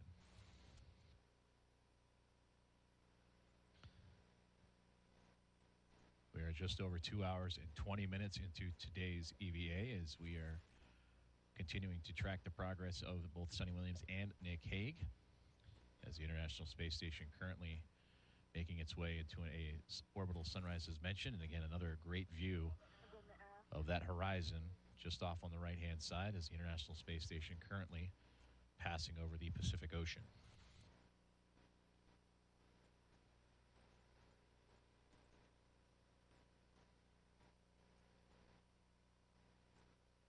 Turns on the aft.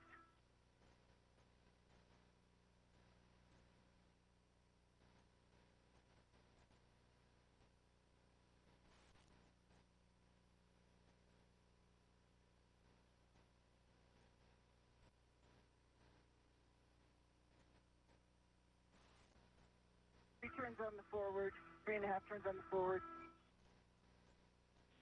With the one that's inboard most, can I try to use the ratchet just because it's far for me, and I feel like I'm putting a side load by putting my hand over there? I have the other 2 down at least 3 turns. 3 on the front, 4 on the aft.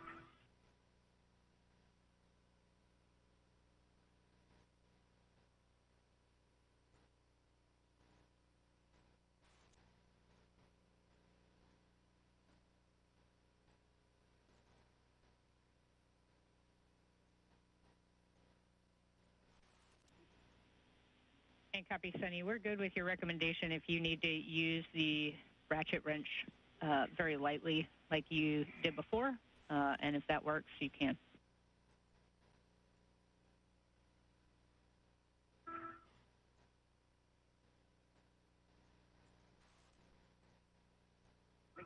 Yeah, I got that one started now. 2 turns on the one that's on the port side. Okay, copy. So we're tracking now. That is all 3 bolts started, correct? Confirm.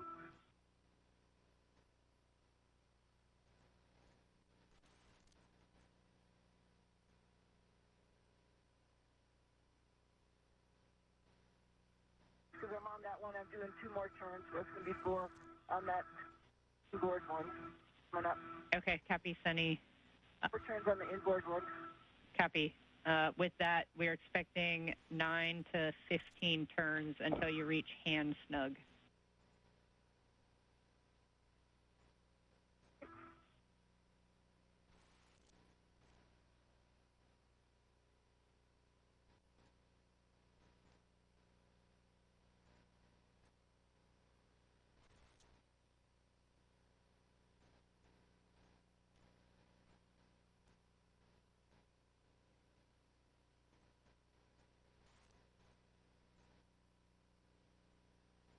On the forward.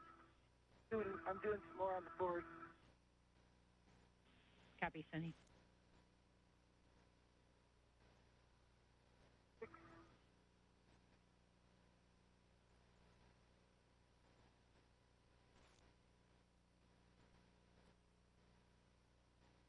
Then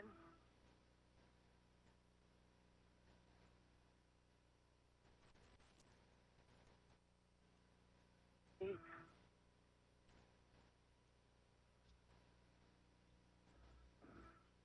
For those just tuning in, you're watching live coverage on NASA Plus of US EVA 91 and a view of NASA astronaut Sunny Williams as she continues to work on removing and replacing a planar reflector used in communications for visiting vehicles.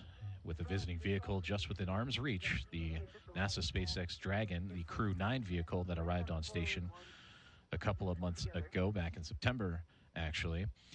Approaching 2 hours and 25 minutes into today's spacewalk. Joining Sunny Williams is NASA astronaut Nick Hague. So as Williams is working on the planar reflector remove and replacement, Astronaut Nick Hague is completing his patchwork of the NICER experiment. The NICER is an X-ray telescope that studies neutron stars, black holes, and other phenomena, and that had thermal shields over the detectors, preventing sunlight from interfering with X-ray measurements, but those have since been damaged and deteriorated over time. So Hague has installed patches to help reduce that unwanted sunlight on the NICER experiment, also known as the Neutron Star Interior Composition Explorer. These are tasks 2 and 3 of today's assigned EVA after they successfully completed the removal and replacement of the RGA-2, and that is the rate gyro assembly number 2 that measures the rotational rate and gives rotational rate data of the International Space Station and the rate of change to better calculate the orientation of the orbiting laboratory.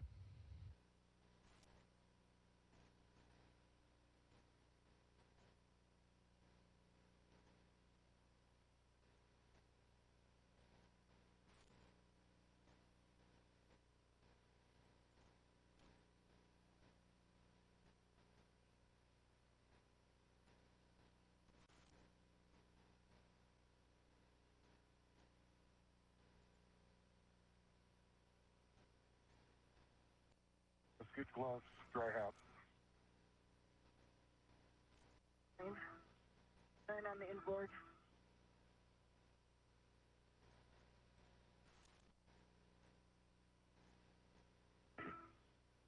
We still have a gap. They all have 9.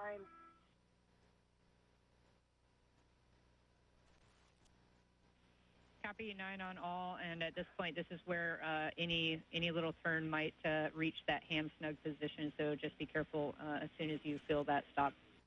10 on the forward. Little increase in running torque, 10.5, just a teeny bit. Copy, little increase in running torque at 10.5.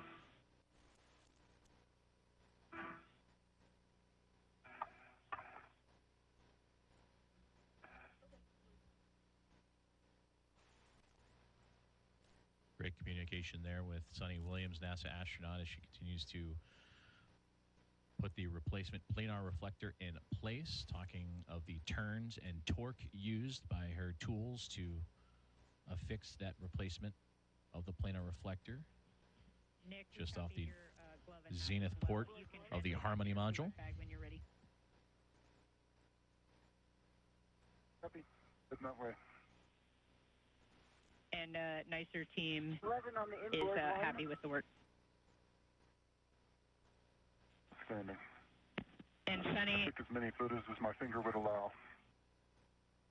nice work, Nick. Suni, can we have you hold there for a second on the ratchet ops? We want to talk it over on the ground. Yep. And this view from the helmet camera of astronaut Suni Williams. How close do you think those bolts are to being flush and completely installed? Yeah, I haven't done the aft one yet, but the forward one is about 1 millimeter. Inboard one, I can't look over there without getting too close, so I'm not looking, but it looks like the same height as the forward one. The aft one, I still have a couple more turns to do. I think I stopped at 9 there. Okay, copy. Just stand by there for us and let us talk it over. Thanks.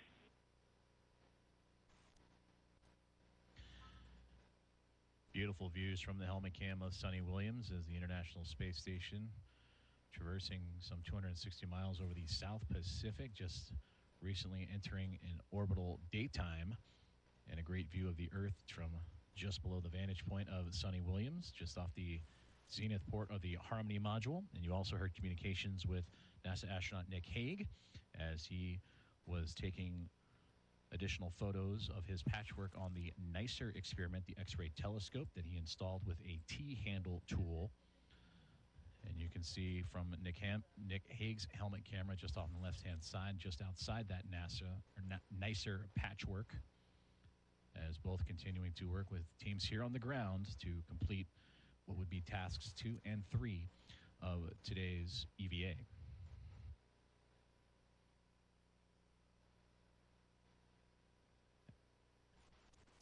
And as these astronauts continue to monitor the progress and work with the ground teams in communication, we have now approached 2 hours and 30 minutes into US EVA number 91.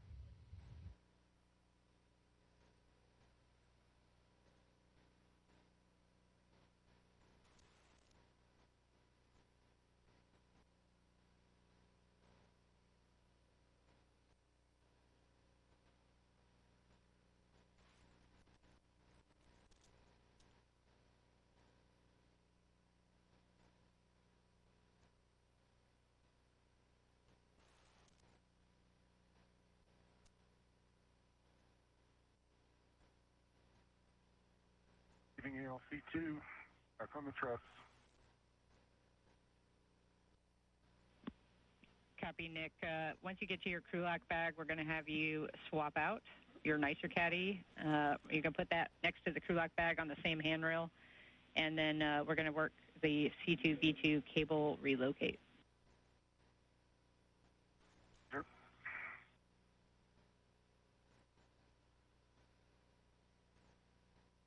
Good job, Nick. Crushing it. Unsteady. Oh, unsteady. Exactly. Okay, Sunny, I have some words. Where are we over the Earth? Some words for you with regards to this last turn. We have a request for you to try to use just the palm wheel on the last turn, and then if that is not possible, let us know, and we'll talk options. But we just want you to try to use for these 3 bolts the palm wheel only. Okay, the last one I have to catch up. Let me just do a couple turns on the last one. Catch up with the others. Okay? Yeah, that's okay. And then I will do that. That's okay with us, copy.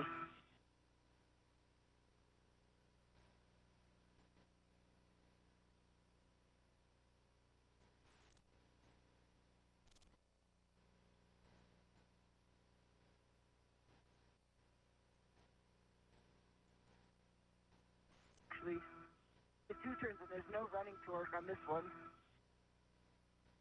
Just doing a little bit more. There we go, right there. 2.5 turns on the aft. Pretty close, actually. The aft one looks good.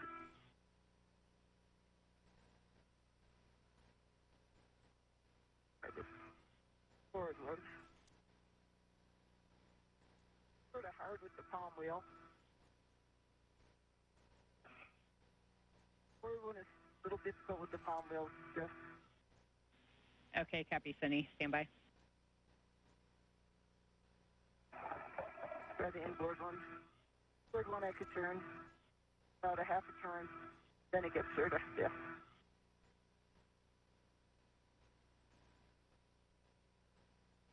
It's on here solidly.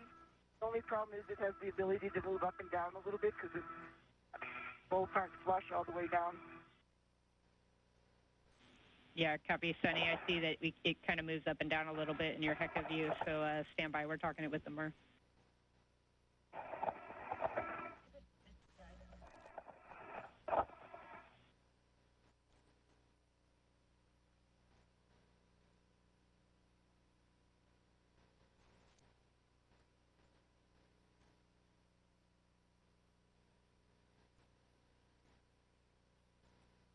Mr. Caddy's on the same handrail as the crew lock bag.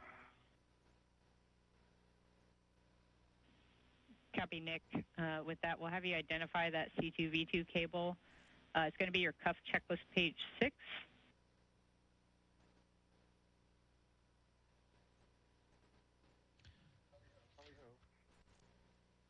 Awesome. So for the order of ops here, you're going to release the truss wire tie just inboard of the C2V2 stanchion and then release the cables from that, leaving the wire tie on the truss. Then you'll release the coils from the base of the antenna stanchion, and then you'll route the cable over to handrail 3002. Okay, and work.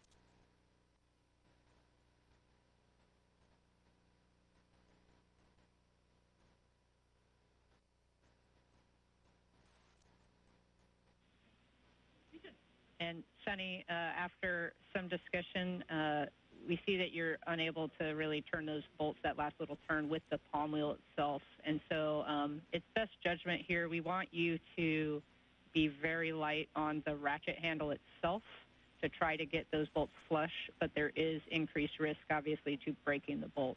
So very light, and if you think it, in your judgment it's too much force building up, then just stop. Okay. There you heard great communication between the ground teams here in the International Space Station Flight Control Room and NASA astronaut Suni Williams as she continues to tighten down the replacement unit of the Planar Reflector that allows for greater communications capabilities for visiting vehicles. Prior to that communication, you heard from NASA astronaut Nick Hague, also on EVA with Suni Williams, and that the completion of the NICER patch is complete, and that he is now moving on to the next step of today's EVA, the next project of today's EVA. I think that one, the front one's pretty flush. I did like 2 turns, and then I could definitely feel a creep in the running torque. It was pretty light in the beginning, so that looks pretty good. Happy. Good work. And good communication again from Suni as she continues to work on the Planar Reflector, and then for Nick Hague is translating across the International Space Station once again to prepare for the Alpha Magnetic Spectrometer patch panel for future upgrades. But in order to gain access to the Alpha Magnetic Spectrometer, you saw a moment ago just the translation on the screen of needing to relocate a C2V2 cable. And that common communications for visiting vehicles, or C2V2 communications, is another communications component for visiting vehicles on approach and arriving to the International Space Station.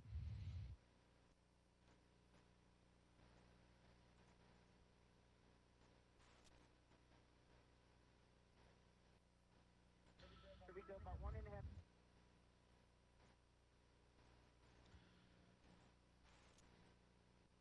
An expected loss of signal as communications satellites have signals transferring, and there you can see a great look inside the International Space Station Flight Control Room and Mission Control Center in Houston, Texas.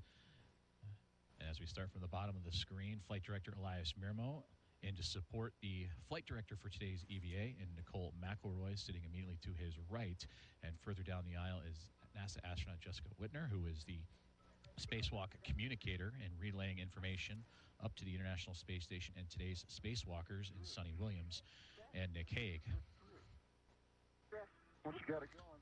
Just behind them in the row, behind the flight director, is Farouk Sabor, who just stood up there for a brief moment. He is the Spacewalk lead officer in relaying information to both the flight director and the Spacewalk communicator in McElroy and Whitner of all the procedures and updates as the EVA progresses along.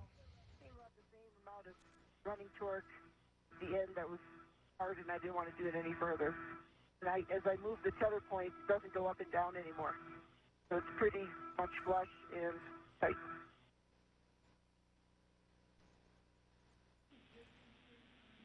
Copy, Sunny. That sounds like a good config and a good install. And we're still out your Hecka cam right now. We have a couple more seconds till KU comes back. But looks like a good install, or sounds like a good install, so we can tend the ratchet wrench and wipe back to the crew lock bag. Okay. I'm going to move the tether point to the tape tether.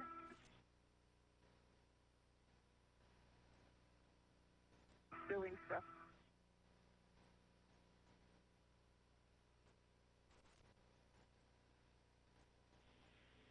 And Sunny, we're actually checking with the back now to make sure they're good with the install as well. But that bag ret is going to be the ret that's on the spare planar reflector now is going to be removed from the tether point and then attached to the tape cover to remove the tape cover. Okay. That said, we just got your Hecka view back, and we wanted to see what that blue bag was and whether or not it's clearance to Dragon. We just kind of have a funny camera angle here. What did you just say? Yeah, Sunny. We were just noting the white bag with like the blue stripe or the blue lip on it, kind of floating. Looks like floating out of the crew lock bag. That's fair. Get this working, and then I'll be back with you. So, good clock. Okay, Sunny. Yeah, we're good now. We noted it. We just got your heck of view back.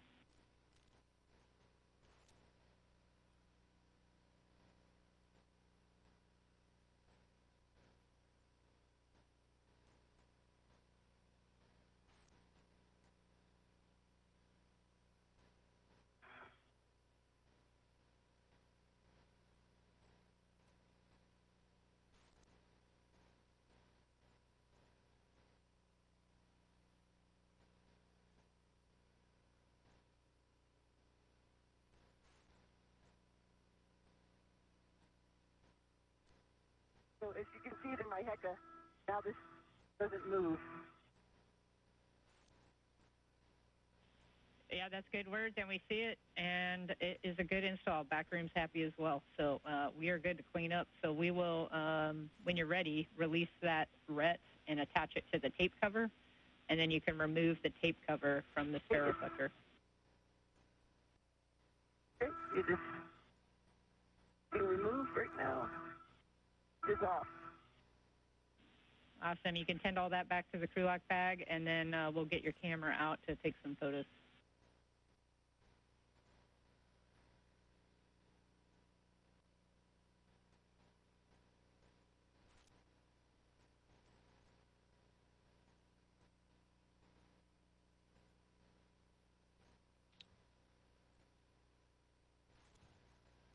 For those just tuning in on NASA Plus, you're watching live coverage of US EVA 91, currently being performed by NASA astronaut and commander of Expedition 72, Suni Williams, and NASA astronaut Nick Hague. Just moments ago, you heard great words from both the ground teams here in Mission Control Houston and the International Space Station Flight Control Room and astronaut Suni Williams on the successful installation of the replacement of the planar reflector. The original was contaminated and it has since been unbolted and replaced with a new unit, in which you see from the viewpoint of an external camera aboard the International Space Station of Suni Williams now taking pictures of the work site and that completed process. Coming up on 2 hours and 43 minutes of today's US EVA. For NASA astronaut Nick Hague, he is currently working on a relocation of a C2V2 cable after completing his most recent work, which was placing patches for portions of the damaged NICER experiment, the X-ray telescope aboard the International Space Station.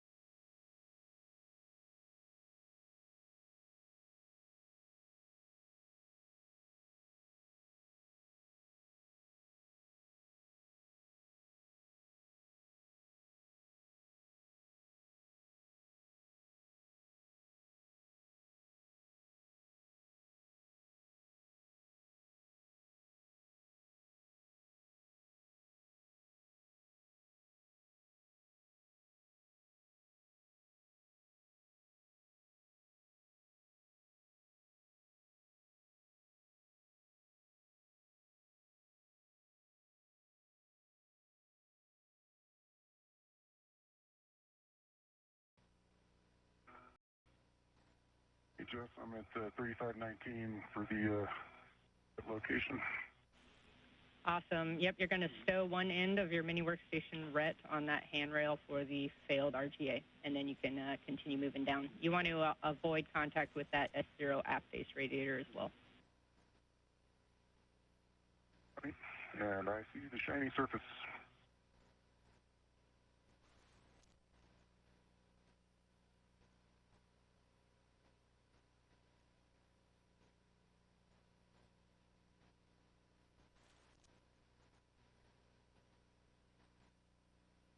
Got a good hook down on 3519 with one end of the RET.